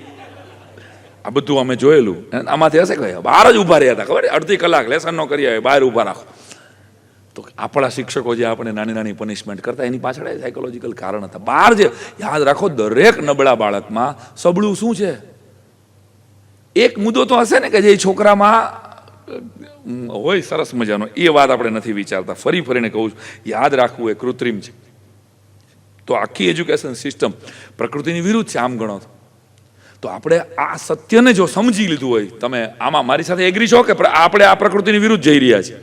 અને એક નહીં, આમાં એગ્રી કેટલા છે ભાઈ? હાથ ઊંચો કરો કે આ ભૂલી જાય છે. Thank you. તો હવે આ પ્રકૃતિની વિરુદ્ધ તમે જઈ રહ્યા છો તો એમાં તમારે સપોર્ટ કરવાનો છે. શિક્ષક ધીરજ ન ગુમાવી શકે, બીજું બધું ગુમાવાય, ધીરજ ન ગુમાવાય કે આ છોકરા કરી જ નહીં શકે. સાહેબ તમે ધીરજથી એની મત ભરોસો તો રાખો કે આ થશે, બેટા તું કરી શકીશ. કાંઈ ન આપી શકો ને તમે તમારા બાળકોને, કોઈ સબ્જેક્ટ ડિલિવર ન કરી શકો. મને તમને ખબર છે, કોરોનામાં આપણે ઓનલાઈન નબળા પાતળા લેક્ચર લેતા હતા ને તોય ભણી ગયા હતા છોકરાઓ. 1 વર્ષ તો એને કાઢી નાખ્યું હતું ને, તમે એને કવરેજ નહોતું આવતું તોય, ખબર ને. અને સાહેબ પૂછતા હતા આપણે કેટલું પતાવ્યું, એટલે છોકરા કહેતા હતા 3 GB. અરે ગુજરાતી કેટલું પતાવ્યું એમ કહું છું. હા સાહેબ 15 પાઠ પતાવી. છોકરા જીબીમાં જવાબ આપતા હતા. યાદ કરો 3 GB પતાવ્યું આપણે. હા, તો બાળકો બહુ ઇન્ટેલિજન્ટ છે. આ સત્યને આપણે સ્વીકારવું પડે. આપણા કરતા અપડેટ છે.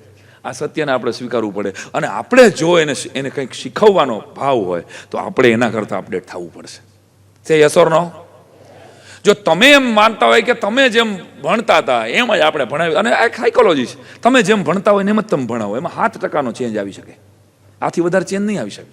તમે જેમ ભણાવો ને, તમારા શિક્ષકોએ જેમ તમને ભણાવ્યા હોય એમ તમે ભણાવશો તો આ 7% ચેન્જ બહુ મોટો ચેન્જ છે ભાઈ. આ એના માટે નવયુગ ખર્ચો કરે છે. બહારના એક્સપર્ટ્સને બોલાવે છે, સ્પીકર્સને બોલાવે છે કે ભાઈ કોઈ એક વિચાર તમારા વર્ગખંડમાં તમે ઇમ્પ્લિમેન્ટ કરો, તમને યાદ રહીએ કે આ મારી માતૃ સંસ્થા છે અને ગુજરાતનો નંબર 1 CM મારી પાસે ભણી રહ્યો છે, કાલ સવારનો પ્રાઇમ મિનિસ્ટર મારી પાસે ભણી રહ્યો છે, કાલ સવારનો ડૉક્ટર, એન્જિનિયર કે IPS આ મોરબીના ક્લાસરૂમમાં ભણી રહ્યો છે. આ ફિલિંગ સાથે તમે જ્યારે ક્લાસરૂમમાં દાખલ થાવ ને તો કાંઈક ઉકાળી શકાય ક્લાસરૂમમાંથી. યાદ રાખજો, એટલે શિક્ષક કનેક્ટ નથી કરતો, માત્ર કરેક્ટ કરે છે. આ એક વાક્ય યાદ રાખજો કે પહેલાં એને કનેક્ટ કરો.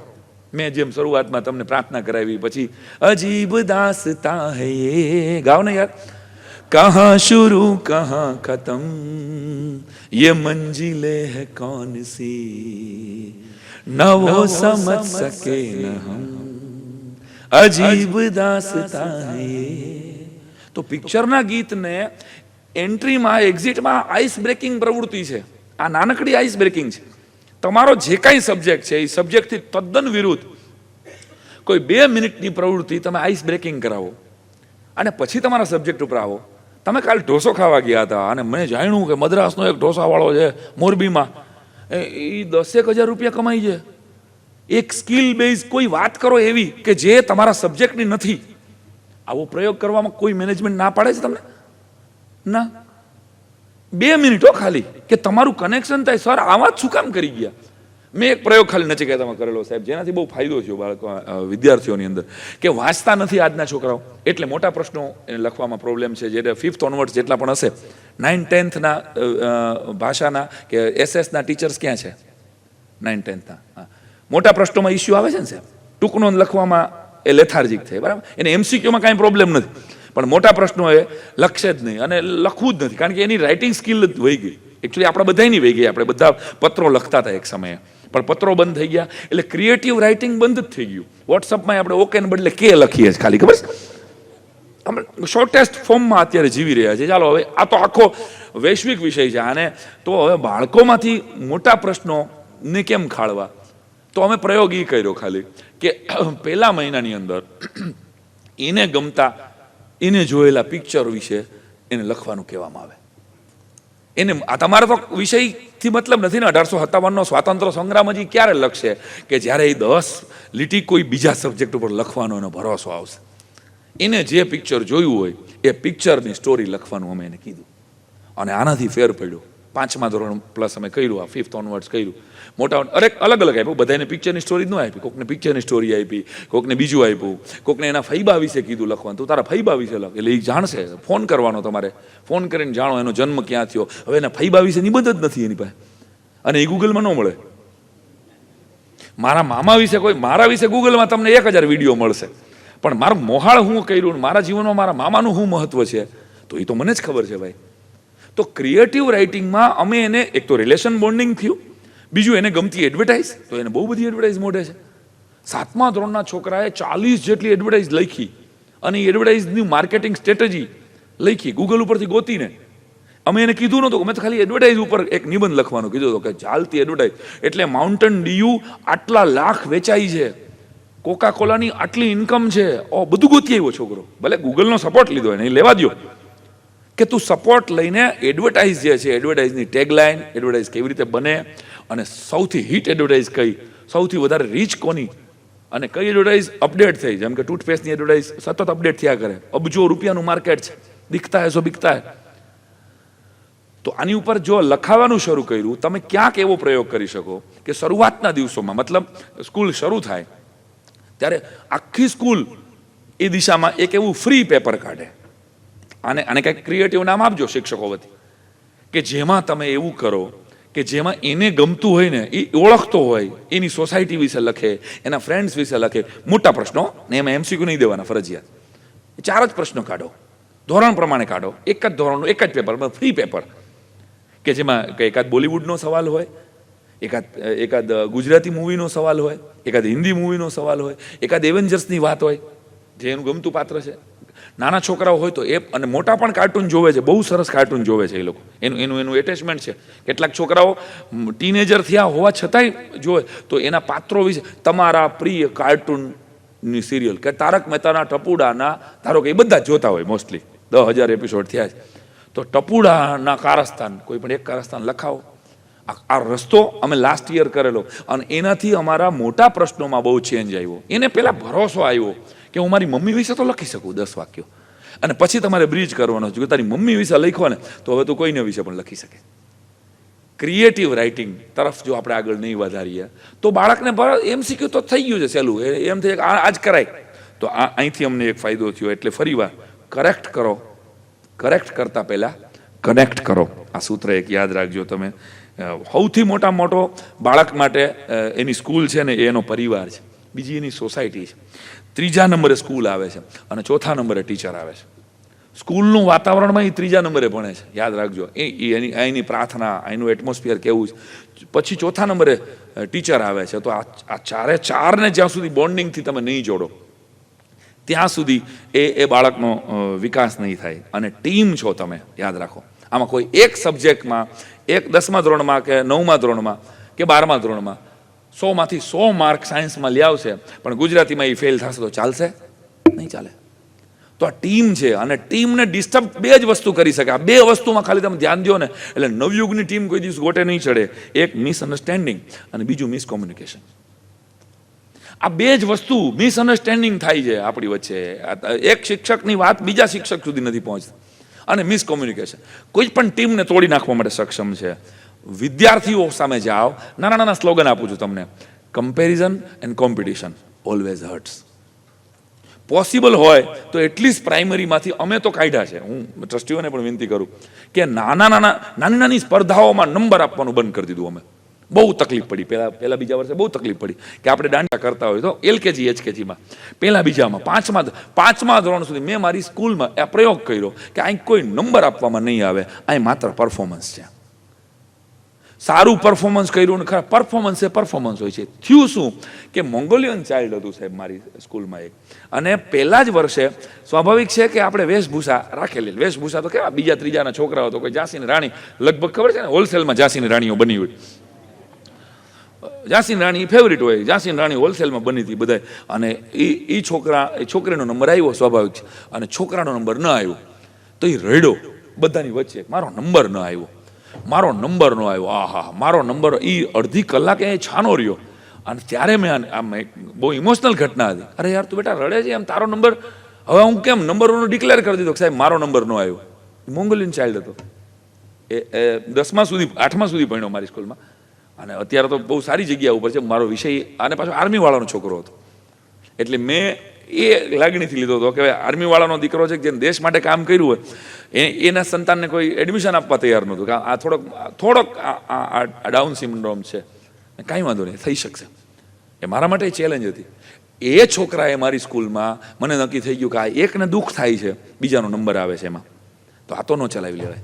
તો પ્રાઇમરીમાંથી અમે એવું કર્યું કે નંબર શું હોય, પરફોર્મન્સ હોય ભાઈ. આ બહુ મોટો વિષય છે, આ કરવો એ મેનેજમેન્ટે જોવાનું છે. પણ શિક્ષકો તો નંબરિંગ ઉપર ન જાઓ. ચાલો મેનેજમેન્ટ આ નિર્ણય કરે, એમાં વાર લાગે કદાચ, બહુ લાંબા ગાળાનો નિર્ણય છે એટલે, પણ તમે તો ક્લાસમાં પહેલો નંબર આવે એને જ એપ્રિશિએટ કરો છો. બીજા નંબરને, ત્રીજા નંબરને, જેનો નંબર નથી આવ્યો એ તો મને તમને બેન ખબર છે કે જે લોકોને હાવ ઓછા ટકા આવ્યા હતા એ અત્યારે મોરબીમાં ફેક્ટરીના માલિક છે. દિલ ઉપર હાથ રાખીને સ્વીકારો છો આ વાત કે બધા 99% વાળાની જ ફેક્ટરીઓ છે? ના. જેને હાઉ મેની અને હાઉ મચ આટલું જ બોલતા આવડે છે એ સુરતના વેપારીઓ એન્ટ્રપમાં 10 કરોડનો હીરાનો સોદો પાડી આવે છે. ખાલી હાઉ મેની ને હાઉ મચ આટલું જ બોલતા આવડે છે. તો આવા એક્ઝામ્પલ્સ માર્કની વિરુદ્ધ નથી લઈ જવા આપણે બાળકોને, પણ એના ટેલેન્ટને અપ કરે એવા તો તમે સૂચનો આપી શકો કે ભાઈ આવાય છે હો માર્કેટમાં. પર્સન્ટેજ બહુ સારી વાત છે, પણ અગર પર્સન્ટેજ નથી આવતા તો it's okay to be average. આ સૂત્ર છે તમારા બાળકને અને તમારા ક્લાસરૂમમાં કે it's okay to be average. તમારે કોશિશ કરવાની છે કે તમારે આજે આવ્યા ને એના કરતાં આવતીકાલે માર્ક વધારે સરસ મળે, પણ અગર નથી આવતા તો it's okay to be average. આ બહુ સરસ સ્લોગન હતું. નાનકડો દાખલો દઈ દઉં. જય વસાવડા, હું અને અમે લગભગ 60 થી 70 કલાકારો ચલો ઇન્ડિયામાં જતા હતા અમેરિકા, અને 70 કલાકારોનો કાફલો, ગુજરાતના યુ નેમ ઇટ બધા જ કલાકારો અમે સાથે હતા. અને જયભાઈ ગોંડલને લીધે અમે બે પાકા ભાઈબંધ. અને ગુજરાતીઓ થેપલા વગર તો પ્રવાસ કરે જ નહીં. થેપલાની થપ્પી વગર આપણે ટ્રાવેલ જ નથી કરી શકતા ને, આપણી મજબૂરી છે. અને અમારા 4 કલાક ફ્રાન્સના એરપોર્ટ ઉપર હતા. મા બાપ વગરના છોકરા પીડ્યા હોય એમ બધા પીડ્યા હતા.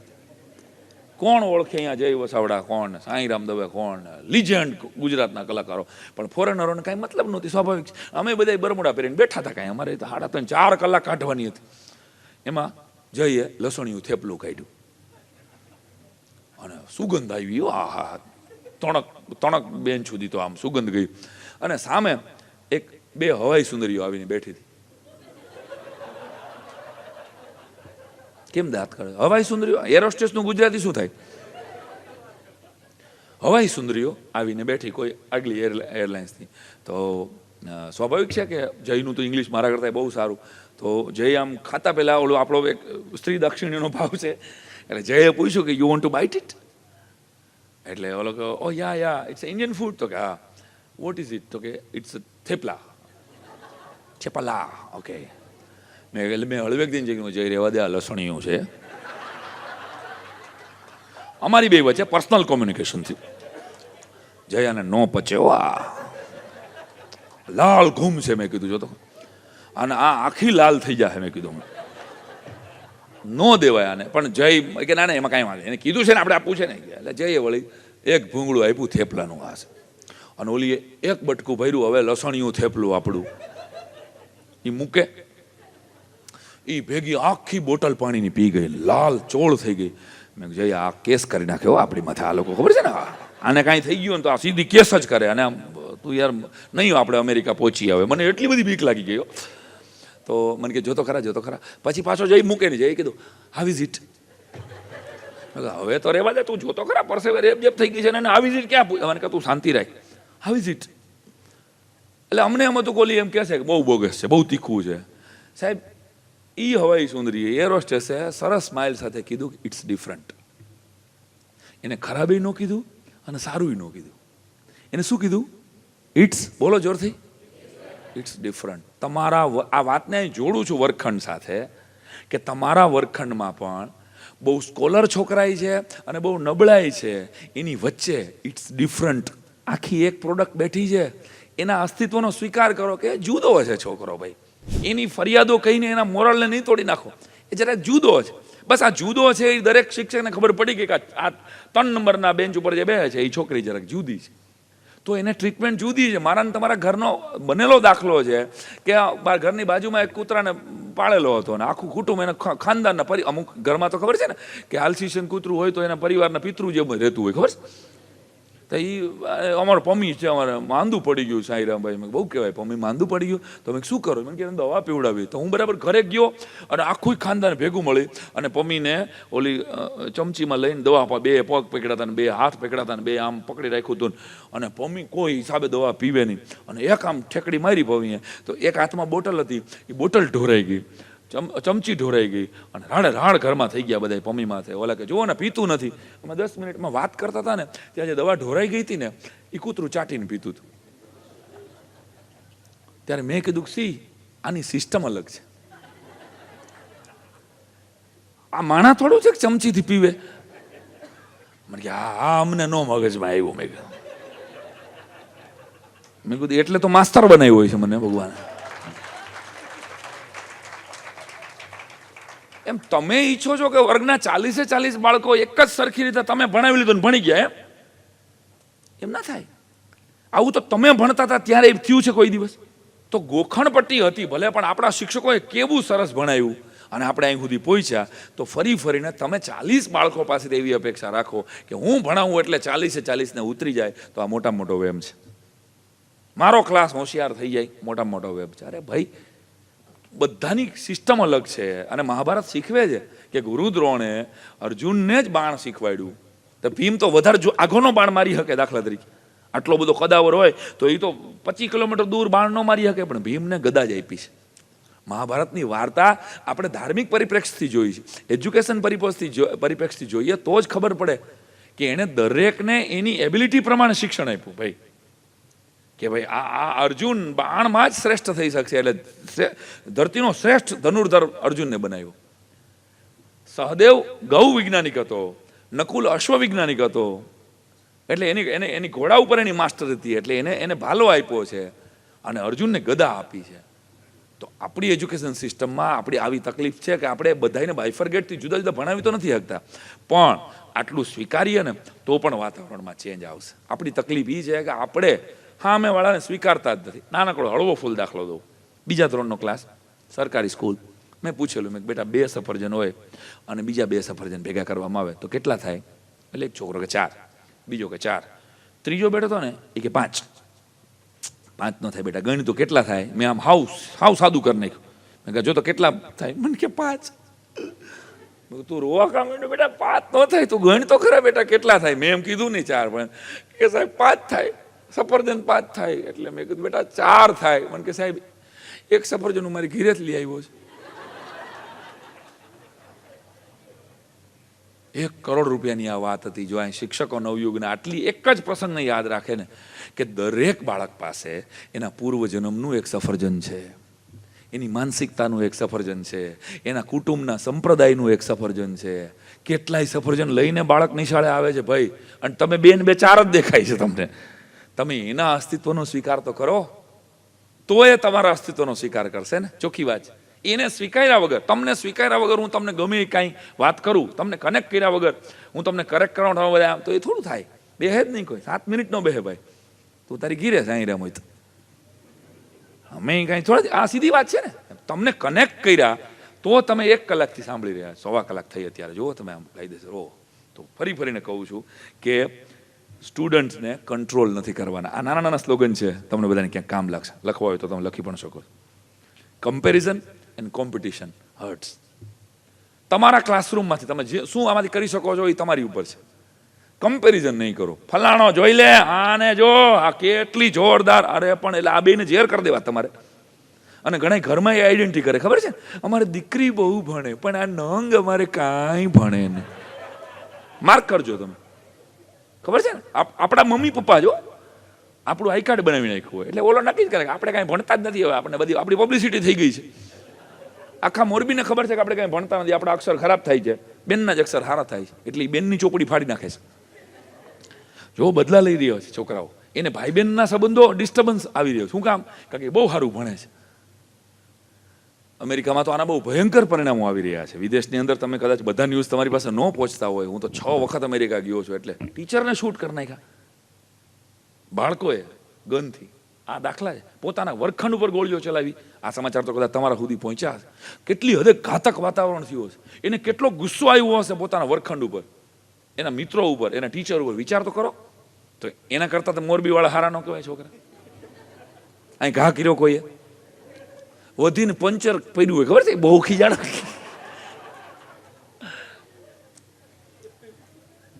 એક શિક્ષકે કીધેલું કે હું તને 1 ફડાકો મારીશ, આ વાક્યનું ભવિષ્યકાળ કરો. એટલે છોકરો કે તમારા ગાડીમાં પંચર પડશે, બપોરે હવા નહીં હોય તમારા સાયકલમાં. એનો ભવિષ્યકાળ. તો આપણા બાળકો પ્રમાણમાં એની પાસે ગન નથી ને ભાઈ. આવો ઘાતકી પ્રયોગ તો નથી થયો વધીને. તો આપણે કોશિશ એ કરવાની જરૂર છે. Comparison and competition hertz. બીજું, સ્ટુડન્ટને કંટ્રોલ નથી કરવાના, ક્લાસને ક્રિએટ કરવાનો છે. કંટ્રોલ કરવા માટે તો 4 પોલીસવાળા ન રાખી દેતા લોકો. ખાખી વર્દીવાળા દરેક ક્લાસમાં મૂકી દે. સીધા સૌથી વધારે કંટ્રોલ પોલીસવાળા કરે છે. પણ આપણે પોલીસવાળા નથી. યાદ રાખો, આપણે બાળકના જજે નથી બનવાનું અને પોલીસે નથી બનવાનું. આપણે એના વોચમેન બનવાનું છે. અને ઇટ ઇઝ ડિફિકલ્ટ. જજમેન્ટલ તરત જ થઈ જાય છે આપણે. અને કાં પોલીસ થઈ જાય છે, કાં હટાહટી સીસીટીવી ન હોય ને અહીંયા લઈ જાય છે. જજે ન બનો, પોલીસે નહીં બનો, એના વોચમેન બનો. અને ફરીવાર નબળા બાળકો તો દરેક ક્લાસમાં હોવાના છે. કોઈ સ્કૂલ એવી ન હોય, મારી, તમારી કે દુનિયાની કોઈ પણ, કે જે 40નો ક્લાસરૂમ હોય એમાં 4 નબળા ન હોય. આ હોય જ. પણ નબળા બાળકની અંદર સબળું પાસું શું છે એ શોધવાનું કામ શિક્ષકનું છે. અને પગાર એ 4નો જ છે. ફરી યાદ રાખજો, ઓલા 36 તો એમને મેં ભણી લેવાના ભાઈ. 36ને બહુ જગ્યાની જરૂર નથી. 36 તો પોતાની રીતે શીખી રહ્યા છે, એ કરી લેશે 36. પણ ઓલા 4 છે ને, એને જો તમે પકડશો તો એ 4ને તમે ડિપ્રેશનમાંથી અટકાવી શકશો. એ 4ને તમે સુસાઇડ એટેમ્પથી અટકાવી શકશો. અને ફરીવાર એને જીવનનો ઉત્સાહ આપ્યો ને તમે, તો એ 4 જ કોઈ કંપનીના માલિક થઈને બેઠા હશે. કારણ કે એની પાસે કાંઈ નથી ખાવા પીવા. અને એ જે ટોપ ઉપર આવશે ને એટલે એ ફૂલ ઓન કરશે, 100% પરફોર્મન્સ આપશે. તો નબળા બાળક ઉપર એને પ્રીતિપાત્ર બાળકો, અમારી 5 નંબરમાં અમે આવું કરેલું કે જે સૌથી લોચાવાળો બાળક હોય ને એને હવે આપણે શું કહીએ, એ નંગ જ છે. આપણે જનરલી આવું કરી નાખતા હોય શિક્ષકો, એને એવા નેમ પ્લેટ આપતા. અમે એક ગ્રુપ એવું બનાવેલું, એ પ્રીતિપાત્ર બાળક છે. આખી સ્કૂલના એવા પ્રીતિપાત્ર બાળકો કેટલા? તો કે ભાઈ આ 40 બાળકો પ્રીતિપાત્ર છે. અને એને બધાની ખબર હોય. આપણી કઠણાઈ એ છે કે એક બાળક એક ક્લાસમાં લોચો મારે છે તો બીજા ક્લાસમાં એની વાત નથી થતી. ક્યાં કે મારે શું, હું ક્યાં આમાં પીરિયડ લેવા જાઉં? એટલે નહીં, એ સ્કૂલનો તો છે જ, એ જવાબદારી તો છે જ તમારી. જવાબદારી છે ને એ એકમાત્ર એવી વસ્તુ છે કે જે આપણે સરકાવી રહ્યા છીએ. શિક્ષકથી જવાબદારી ન સરકાવી શકાય. એટલે યાદ રાખો, ધીરજ અને પ્રેમ જ શિક્ષણને સંવારી શકે, બીજું કોઈ નહીં. ફરીવાર યાદ કરાવી દઉં કે યુએસએમાં 2 જ વીઆઈપી છે. યુએસએની 6 ટૂર મેં કરી. યુએસએમાં 2 જ વસ્તુ વીઆઈપી છે, એક શિક્ષકો અને બીજા વૈજ્ઞાનિકો. એ દેશમાં બીજા કોઈને વીઆઈપી ગણવામાં જ નથી આવતા. તાલી પાડવા જેવી હતી આમાં, ભૂલી ગયા તમે લોકો. એટલે આખી યુએસ ટેરેટરી આખી દુનિયા ઉપર રાજ કરે છે કારણ કે એના શિક્ષકને સન્માન આપે છે. ફ્રાન્સની અંદર કોર્ટની સામે માત્ર એક ટીચર જ ચેરમાં બેસી શકે છે. ફ્રાન્સનો એક પણ મિનિસ્ટર, એની માથે કેસ ચાલુ હોય, ચેરમાં માત્ર શિક્ષક બેસી શકે. એક તાલી તો બનતી છે ફ્રાન્સની ગવર્મેન્ટ. જાપાનમાં શિક્ષકની કસ્ટડીમાં તમારે લેવા હોય, શિક્ષક ઉપર કેસ કંઈ કરવો હોય, શિક્ષકને જો તમારે હવાલાતમાં નાખવા હોય તો પોલીસ પરમિશન લેવી પડે પહેલાં. કોઈ પણ વ્યક્તિએ પોલીસ પરમિશન અને ગવર્મેન્ટની પરમિશન લેવી પડે કે હું આ શિક્ષક ઉપર કેસ કરવા જઈ રહ્યો હોય. બાકી જાપાનમાં કેસ ન કરી શકાય. કોરિયામાં મિનિસ્ટર કરતાં વધુ ફેસિલિટી શિક્ષકને મળે છે. અને ઇન્ડિયામાં તમારું હાસ્ય ઘણું કહી જાય. આપણે પગારના આંદોલનો પડ્યા છે, ફિક્સ પગારમાં ફૂલ પગારમાં પડ્યા છે, વસ્તી ગણતરી કરે છે. જાજા ભાગે સરકારી શિક્ષકો જોડતા હોય છે. હવે તો આપણને પણ જોડી રહ્યા છે. આર્થિક ગણતરીમાં, પોલિયોની ગણતરીમાં, શૌચાલય ગણવા મોકલ્યા હમણાં શિક્ષકોને. એટલે અને આપણે પછી એમ કહીએ છીએ કે શિક્ષણ નબળું ગયું છે. પરિવાર યાદ રાખો કે સરકારી શિક્ષણ ને પ્રાથમિક શિક્ષણ, ખાનગી શિક્ષણ એમાં હું નથી પડતો. બેય વચ્ચે કામ કરેલું છે મેં. કારણ કે મેં સિસ્ટમમાં 14 વર્ષ કામ કર્યું છે અને હવે છેલ્લા 9 વર્ષથી મારી સ્કૂલ છે. એટલે મારી પાસે બેયનો બરાબર તુલનાત્મક અભ્યાસ. પણ એમાં નથી પડવું, વિષય બદલી જશે. શિક્ષક એ શિક્ષક હોય, ખાનગીનો કે સરકારીનો, કોલેજનો કે આ કેટલાકને પગારનું ગૌરવ છે એટલું એના જ્ઞાનનું ગૌરવ નથી. કેટલાક તુચ્છ સમજે, પ્રેપ વાળા આનું શું હોય ભાઈ, એ પાયો કરી દે તને ભાઈ, એ હરખો પાયો નહીં કરે તો તારી ઇમાનત કરોડ ભૂસ કરતી પડશે હેઠ. પેલી માણેકનાથ બાવાની વાત ખ્યાલ છે ને તમને? મેં આની પહેલાં કરેલી, કદાચ અહીં જ કરેલી, કે જ્યારે અમદાવાદનો સૂબો સરસ મજાનો કિલ્લો બનાવતો હતો ત્યારે આખી રાતમાં એ કિલ્લો બની જાય, પણ એક સર્ટેન એરિયા હતો કે એ એરિયામાંની દિવાલ રાતે પડી જાય છે. સૂબાને કોઈ ફરિયાદ કરી કે ભાઈ આટલા ભાગમાં દિવાલ છે ને પડી જાય છે. એટલે માણસો મૂક્યા, કોણ પાડી દે? સૂબાનો દુશ્મન કોણ? તો કે ના કોઈ એટેક નથી કરતું. તો કે એની મેળે પડી જાય છે. તો કે એની મેળે કેવી રીતે પડે છે? ત્યારે કોઈ માણસે વાત કરી અમદાવાદના સૂબાને કે ભાઈ આ જગ્યા છે ને માણેકનાથ બાવાની છે, અને માણેકનાથ બાવો રાત્રે આખો દિવસ સાદડી બનાવે છે અને રાત્રે એ સાદડી ખોલી નાખે છે, એટલે આટલા ભાગમાં દિવાલ રહેવા નહીં દે, તમે એની રજા નથી લીધી. અને પછી અમદાવાદનો સૂબો એ માણેકનાથ બાવા પાસે જાય છે. એવી દંતકથા છે આ, અને ઇતિહાસમાં ગૂગલમાં ન ગોતતા વળી પાછા આનો કેસ કરવા આવશો તમે. અને માણેકનાથ બાબાની પરમિશન લીધા પછી એ કિલ્લો બને છે. અને તમે જે માણેક ચોકમાં જાઓ છો ને અમદાવાદમાં, જ્યાં રાત આખી જમવાનું મળતું હોય, ખાવા પીવાનું મળતું, એ માણેક ચોક એ માણેકનાથ બાવાની જગ્યા. વાત ઇતિહાસની છે, જોડું છું શિક્ષણ સાથે, કે આપણે એવા વાલીઓ જોઈ રહ્યા છીએ કે 5 કલાક ભરપૂર કામ તમે કર્યું હોય, સરસ ઉત્સાહ ભર્યો હોય, અને કેટલાક વાલીઓ ઘરે જાય ને તો માણેકનાથની સાદડીને જેમ ઓલી સાળ ખોલી નાખે. એટલે બધું કડું પૂછ, તારા સાહેબ તો ખોટો જાય તો કીધા કરે, આપણે એવું કાનું હાલો હું. એટલે બધું જે હતું એમ થઈ જાય. કેટલાક શિક્ષકો એક ધોરણમાં એક પીરિયડ બદલે એટલે ક્લાસરૂમનું વાતાવરણ, સ્કૂલનું વાતાવરણ બદલાવી રહ્યા છે. હવે એ સાહેબ તો કીધા કરે આવું. અરે ભાઈ એવું નહીં કયો. એક શિક્ષકે જે ઉત્સાહથી ભણાવ્યું હોય, બીજો શિક્ષક જઈ અને એ ઉત્સાહની સાદડી ખોલી નાખે, અલ્ટિમેટલી નુકસાન મોરબીના બાળકોના છે, દેશના બાળકોના છે. યાદ રાખો, આ બહુ નાના નાના મુદ્દા છે તમારી સામે કહી રહ્યો છું એટલા માટે કે ચાણક્ય જે દેશમાં શિક્ષક હતો, નાલંદા અને તક્ષશિલા જેવી વિદ્યાપીઠો હતી, અને એ દેશના હજારો વિદ્યાર્થીઓ કેનેડા, ઓસ્ટ્રેલિયા અને અમેરિકા ભણવા માટે જાય. તમને નથી લાગતું કે આ શિક્ષણ સંસ્થાઓનું આપણું સામૂહિક ફેલિયર છે? કે આપણા છોકરાઓ ભણવા માટે બહાર જાય, જે 20-20 હજાર વિદ્યાર્થીઓને ભણાવતી હતી આ દેશની વ્યવસ્થા, તો એવું શું ગુમાવ્યું આપણે? એવું શું લોચો મારી દીધો આપણે યાર? કે આપણા છોકરાઓને એમ લાગી રહ્યું છે કે ગામના આ દેશના તમામ શિક્ષકોમાં મને ભણાવવાની તાકાત નથી, આ દેશની એકેય સંસ્થામાં મારી ઇન્ટેલિજન્સીને ડેવલપ કરવાની તાકાત નથી. તો ગોખણ પટ્ટીની સ્મશાન યાત્રા નીકળે અને કૌશલ્યોની યાત્રા નીકળે તો જ શિક્ષણનો ઉદ્ધાર થાય. રટ્ટામાર એજ્યુકેશન સિસ્ટમે દઈ નાખી છે, યાદ રાખજો આપણી બધાની. એટલે ફરી જ્યાંથી આપણે શરૂ થયા હતા ત્યાં હું પાછો આવું છું કે મેડમ મોન્ટેસરની પ્રાર્થના 1.5 લીટીની પ્રાર્થના છે. દરેક શિક્ષકે પોતાના સ્ક્રીન સેવર ઉપર રાખવા જેવી પ્રાર્થના છે કે ઈશ્વર મને મારા બાળકોને સમજવાની શક્તિ આપજે. આપણે એને સમજાવવાના નથી, એને સમજવાની કોશિશ કરો. 40 પરિવારમાંથી એક બાળક આવે છે, એક બાળકને સમજવામાં જિંદગી વહી જાય. 40 બાળકો, અને એ કોઈ માં, અહીંયા જેટલી પણ માતાઓ છે પોતાનું સંતાન હોય એવા કેટલી માતાઓ કેટલી છે આમાં? હા, તમારી બેન કેટલા વર્ષનું સંતાન છે? 9 વર્ષ. 5 વર્ષથી નાનું સંતાન કોઈને? કેટલા વર્ષનું છે બેન સંતાન? 4 વર્ષ. બેન તમે તમારા પાડોશીના હાથમાં 4 વર્ષનું સંતાન આપશો? તમે પાડોશી હોય તો 10 વર્ષથી ભેગા રહે તો નહીં આપો? પાછળ કોને હજી નાનું હતું? હા, કેટલા વર્ષનું છે? 4 વર્ષનું. સેમ 4 વર્ષનું સંતાન તમે પાડોશીને આપશો અડધી કલાક? કેમ? પાડોશી તમારા ઓળખીતા હોય તો એનો આપો. બે માં છે, તમારા જ પરિવારની શિક્ષિકાઓ છે. 4 વર્ષનું સંતાન 4 મિનિટ એ નહીં રે, ખબર છે? મમ્મીઓ એમ કહે એ રોશે, એ બગાડશે, રહેવા દો ને, એમ એવા બાના કાઢે માં. કોઈ 4 વર્ષનું સંતાન, એક શિક્ષિકા એના પાડોશીને આપવામાં એને ભરોસો નથી, તો દોસ્તો 5-5.5 કલાક માટે કોઈ માં તમને પોતાનું બાળક આપે છે. આ કેવડી મોટી જવાબદારીનું વહન કરી રહ્યા છે, એ સાલું આપણને જ એનો અંદાજ નથી. એ 4 મિનિટ પોતે જ 2 માતાઓ એમ કીધું, આ તો સેમ્પલ માટે પૂછ્યું આપણે. કોઈ માં અહીં બેઠેલી મારી માં નો આપે, હું નાનો અત્યારે ના એ નો રહીએ. માને ભરોસો જ નથી બીજી સ્ત્રી ઉપર. એને ઓળખતી હોય, એની હગી બેન હોય ને તો તારાથી નહીં રહીએ, એકલી મૂકીને ક્યાંય જવું એને પસંદ જ નથી, મારા છોકરાને મૂકીને ન જાઓ. તો આ જનેતા 5.5 કલાક સુધી બાળકને તમારા ખોળામાં આપે છે, તો આપણી કેવડી જવાબદારી થાય. બસ આ આપણી જવાબદારીને આપણે સમજીએ. નવયુગમાં મારે શું કરવું જોઈએ એ મારા ટીમ લીડર મને કહે, મારા પ્રિન્સિપાલ કહે, એ બધું સેકન્ડરી છે. મારું સીસીટીવી સરસ્વતીનું છે. હું મારી સરસ્વતી જોઈ રહી છે, મારી સરસ્વતીની સાક્ષીએ મારે ભણાવવાનું છે. આ સીસીટીવીને તો ઓલું બનાવી શકાશે, ઓલા સીસીટીવીમાં લખાણું ને એ જ રિઝલ્ટ આવશે તમારા સંતાનોનો. મેનેજમેન્ટ તો ઓલું રમાડી શકાય, ગમે એવા આંકડા દઈ દો, પેપર તમારે જ જોવાના છે ને તમારે જ કાઢવાના. દઈ દો વીઆઈપી સવાલો, ગામને એમ થઈ જાય ઓહો આ સાહેબનું રિઝલ્ટ તો 9મા ધોરણ સુધી હાઈ ક્લાસ હતું, 10મામાં ભણે ભૂડું શું થતું. 14 જણા નપાસ ક્યાં છે, 9માં કારણ કે ખોટા રિઝલ્ટ. તો એના રિઝલ્ટ તો તમારે ભોગવવાના, તમારા સંતાનોએ ભોગવવાના ફરી ફરીને.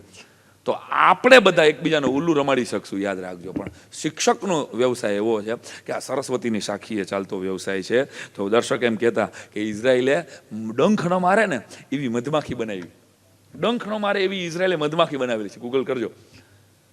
દર્શક દાદા એમ કહેતા આપણને, મનુભાઈ, કે શિક્ષણનું કામ ડંખ ન મારે ને એવા માણસો પેદા કરવાનું કામ છે. અને it is a tough job. આ બહુ અઘરું કામ છે. આ ચાલતા જલાઈ ગયું છે આપણે.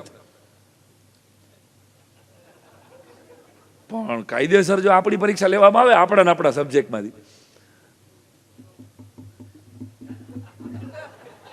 સમજી ગયા તમે? યાર આ કરાય નહીં હો સાહેબ, તો અમે નોકરી જોડી દેજો તમને. અમારી આપણે શું ઇમોશનલ બ્લેકમેલ કરીએ મેનેજમેન્ટ. તમે જો અમારું પેપર લેવા માંગતા હોય તો પછી અમારે કાંઈ નોકરી કરવાની જરૂર નથી. તમને અમારી માટે ભરોસો, પેપર દે ને ભાઈ, પેપર દે સીધી રીતે. લોચો થઈ જાય ભાઈ, બધાની વાત નથી, અમુક તો નીકળી જાય 100%, કારણ કે આમાંય પેપર ફૂટે ને. આપણે તો ગુરુજનો છીએ ને ભાઈ. તો ફરીને દોસ્તો હળવાશ સાથે મેં 1-2 વાતો જે કરી એ વાત તમારા જીવનમાં યાદ રહે કે શિક્ષકો વિશ્વના સૌથી સાચા શાંતિ સૈનિકો છે. We are the last generation. શાંતિ શું છે, જીવન શું છે, પ્રકૃતિ શું છે, પરમેશ્વર શું છે, તમારો સબ્જેક્ટ ગમે તે હોય, તમારા બાળકનો અત્તરીયો શિક્ષક, જેમાં 3 જણાએ કીધું ને કે મને એક સાર યાદ છે, એક મેડમ યાદ છે.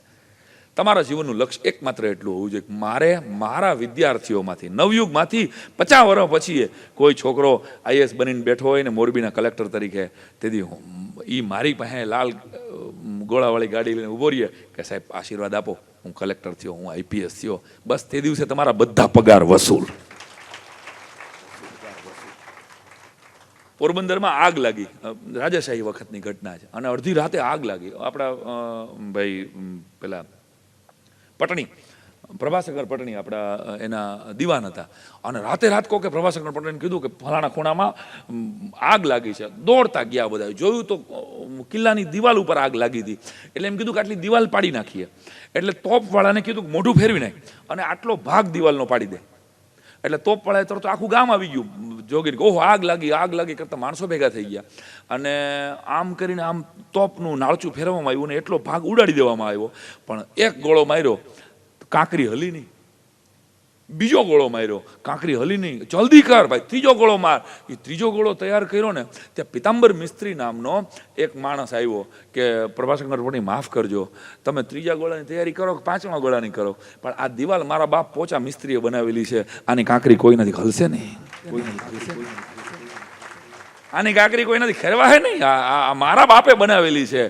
દિલ ઉપર હાથ રાખીને કહેજો કે મોરબીની નવયુગમાં મેં ભણાવેલો છે, મારો વિદ્યાર્થી ભ્રષ્ટાચાર નહીં કરે. આટલી ગૌરવ સાથે જ્યારે આખી સ્કૂલ, આખો સમાજ કહી શકીએ ને ત્યારે આપણે ભણાવ્યું કહેવાય, બાકી તો પગાર લીધો કહેવાય. ભણાવ્યું શું આપણે કે મેં ભણાવ્યો છે એ વિદ્યાર્થી ભ્રષ્ટાચાર નહીં કરે, મેં ભણાવ્યો છે એ વિદ્યાર્થીમાં ચારિત્રના લોચા ન હોય, મેં ભણાવ્યો છે એ વિદ્યાર્થી ચોરી નહીં કરે. આટલા ગૌરવ સાથે જો તમે ભણાવો ને તો તમે આચાર્ય છો, બાકી ટીચર છો. ટીચરો ટી ચરો, ચા પીવો, મજા કરો, પગાર ગણો, સહી કરો અને તરબૂચ ખાઈને સૂઈ જાઓ. પણ જો તમે એમ માનતા હો કે ના યાર મારી જવાબદારી, મારે એવું સરસ ભણાવવું છે કે મને કોઈ યાદ કરે. એક રોબિન્સન શર્માનું પુસ્તક છે who will cry when you ડાય.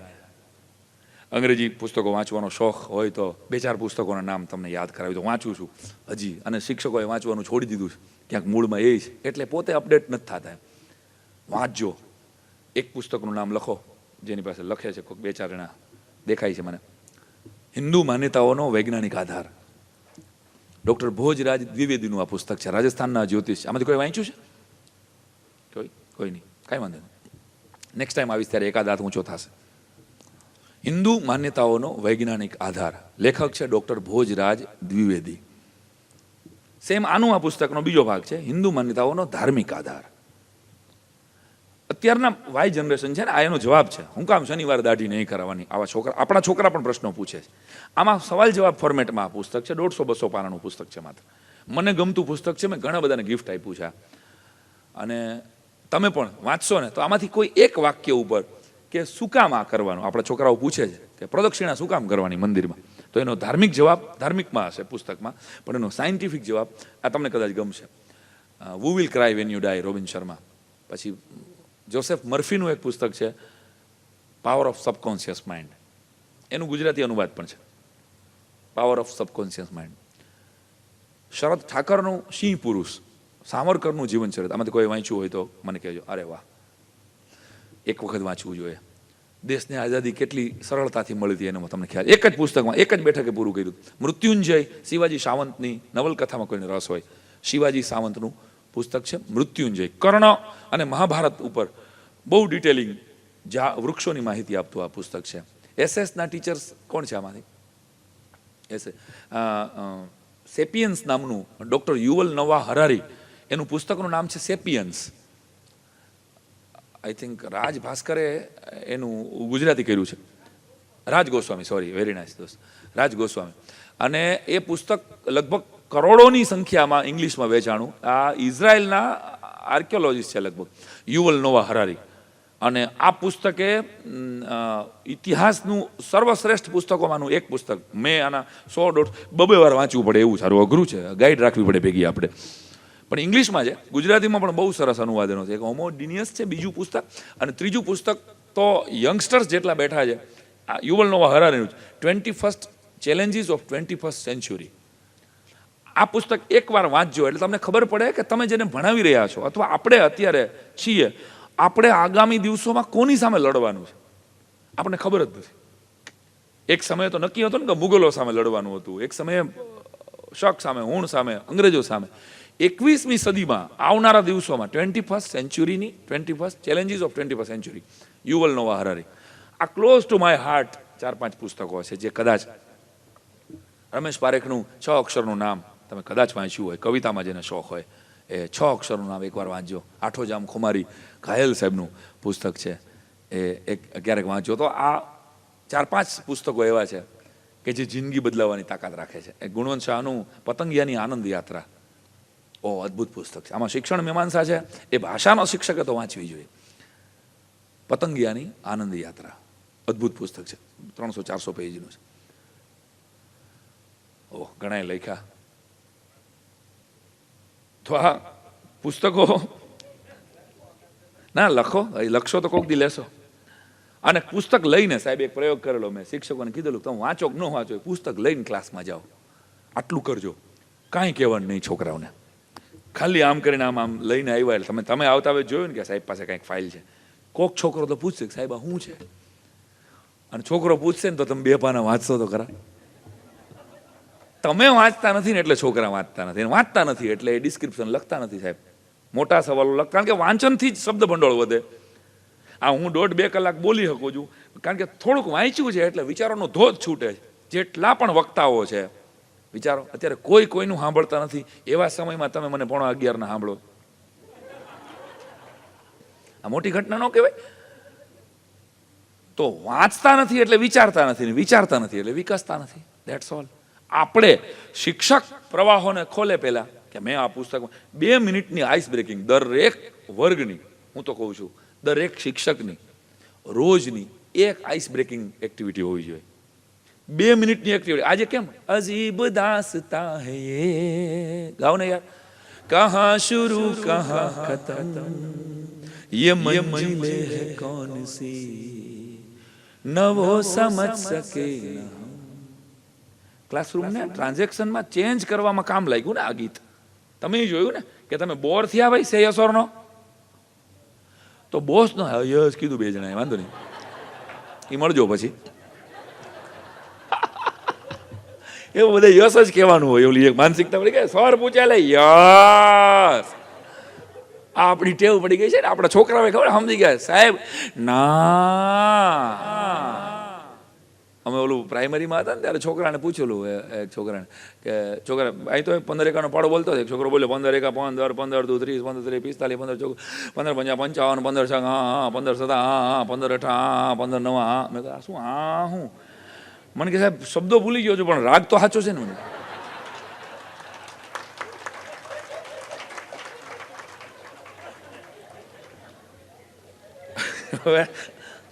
હવે આના રાગનું મારે કરવું, મારે નાય કેમ પાડવી? મને તો એવા દાંત આવ્યા કે આને મારે સમજાવવું હું કે સાહેબ શબ્દો બોલે ને ભૂલાઈ ગયા પણ રાગ તો સાચો છે ને. હવે આ એક કોઈ હિસાબે આને ન પહોંચાય તો ફરી ફરીને પ્રયોગો એ આત્મા જે એક સરસ મજાના પત્રથી મારે વાતને વિરામ આપવી છે. જો એ મને મળી જાય તો, નહીતર તમારા નસીબ. કે શિક્ષક તરીકેનું તમને ગૌરવ રહે. हाँ हाँ मैं शिक्षक हूँ. इन डॉक्टरों के पीछे मैं ही था, उन अर्थशास्त्रियों के पीछे मैं ही था, उन अंतरिक्ष वैज्ञानिकों के पीछे मैं ही था, ज्ञान का प्रकाश लेकर. भले ही मेरा मजाक उड़ाए क्योंकि मैं शिक्षक हूँ. मेरे पास महंगा घर नहीं है पर हाँ मैं शिक्षक हूँ. कभी कभी मैं उलझ जाता हूँ मेरे अधिकारियों और राजनेता की बदलती नीतियों में, जो बताते हैं कि मुझे कैसे पढ़ाना है. पर फिर भी मैं शिक्षक हूं और पढ़ा रहा हूं. जिस दिन वेतन मिलता है मैं औरों की तरह नहीं हंस पाता हूं, पर अगले दिन मुझे मुस्कुरा कर जाना होता है उनके लिए जिन्हें मैं पढ़ाता हूं, क्योंकि मैं शिक्षक हूं. मेरे संतोष का कारण है जब मैं देखता हूं अपने छात्रों को आगे बढ़ते हुए, सफल होते हुए, सब कुछ प्राप्त करते हुए, दुनिया का मुकाबला करते हुए, और तब मैं कहता हूं कि गूगल के जमाने में भी मैंने पढ़ाया है. બધું જ અવેલેબલ છે ને એના માટે, અને છતાંય ભણાવવાનું છે. આ બહુ મોટી કોન્ટ્રાવર્સી છે અને એની વચ્ચે આપણે આપણા સંસ્કારોને, સત્યને, આ ઉત્સાહને વાવવાનો છે. ત્યારે गूगल के जमाने में भी मैंने पढ़ाया है. हाँ मैं शिक्षक हूँ. कोई बात नहीं वो मुझे किस नजर से देखते हैं, कोई बात नहीं वो मुझसे कितना ज्यादा कमाते हैं, वो એટલે જગત આખું. कोई बात नहीं वो मेरी कितनी इज्जत करते हैं और मानते हैं. वो कारों में घूमते हैं, मैं पैदल चलता हूँ क्योंकि मैं शिक्षक हूँ. और शिक्षक ऐसा ही होता है. बस तो આપણી અંદર ગોટે ચડેલો શિક્ષક આપણને જડી જાય. આપણો અત્તરિયો શિક્ષક જે આપણને યાદ છે 10 વર્ષ પહેલા, 20 વર્ષ પહેલા, 30 વર્ષ પહેલા, એવો શિક્ષક આપણને યાદ રહે. આપણે એવા શિક્ષક બનવાનું છે ને એવા શિક્ષકની યાત્રા આ સતત છે. આ કાંઈ 24 કલાકમાં એક લેક્ચર પૂરો થાય ને કાલથી નહીં થાય. પણ જ્યારે જ્યારે વર્ગખંડમાં જાઓ ત્યારે વર્ગખંડને એટ્રેક્ટિવ નહીં બનાવો, વર્ગખંડને રસપ્રદ નહીં બનાવો, ઇન્ટરેસ્ટિંગ નહીં બનાવો, તો યાદ રાખજો કે એ બાળકને એમ લાગવું જોઈએ કે આ શિક્ષકથી જગતમાં બીજો સારો કોઈ શિક્ષક છે નહીં. આવું તમે એને ફીલ કરાવી શકો ત્યારે તમે પગાર લીધાનો સંતોષ તમને મળશે દોસ્તો. અને આ સંતોષ બહુ નજીક છે. તમે બહુ સરસ સંસ્થામાં છો. નવયુગ જેવી સંસ્થા નથી. આવું દિલમાં રોજ આવે સવારના પોરમાં સહી કરતી વખતે કે વોટેવર તમારું ક્યાં છે ઓલું થમ ઇમ્પ્રેશન, હા એ અંગૂઠો કરો ને આમ જ્યારે, ત્યારે તમે તમારી જાતને પૂછજો કે હરીસામાં ઊભો રહું સવારના પોરમાં ત્યારે મેં પગાર લીધો છે, મેં ભણાવ્યું છે, આના ગૌરવ સાથે હું મારા હરીસા સામે જોઈ શકવો જોઈએ. બોસ મેં ભણાવ્યું એવું કોઈએ ભણાવ્યું નથી. આ ગૌરવ તમને રહી. આ કોઈને પૂછવાનું જરૂર નથી. ફરીવાર મેનેજમેન્ટ તમને ફરીને કહું છું કે પગાર માટે નથી ભણાવવાનું, રાષ્ટ્રના કલ્યાણ માટે ભણાવવાનું છે. આટલું યાદ રાખજો. પગાર તો તમારા ને મારા કરતા એક બેંકનો પટાવાળો વધારે સારો લે છે ભાઈ, મને તમને ખબર છે. પણ બેંકના પટાવાળાને કોઈ પગે નથી લાગતું. આપણને પગે લાગશે આપણો વિદ્યાર્થી.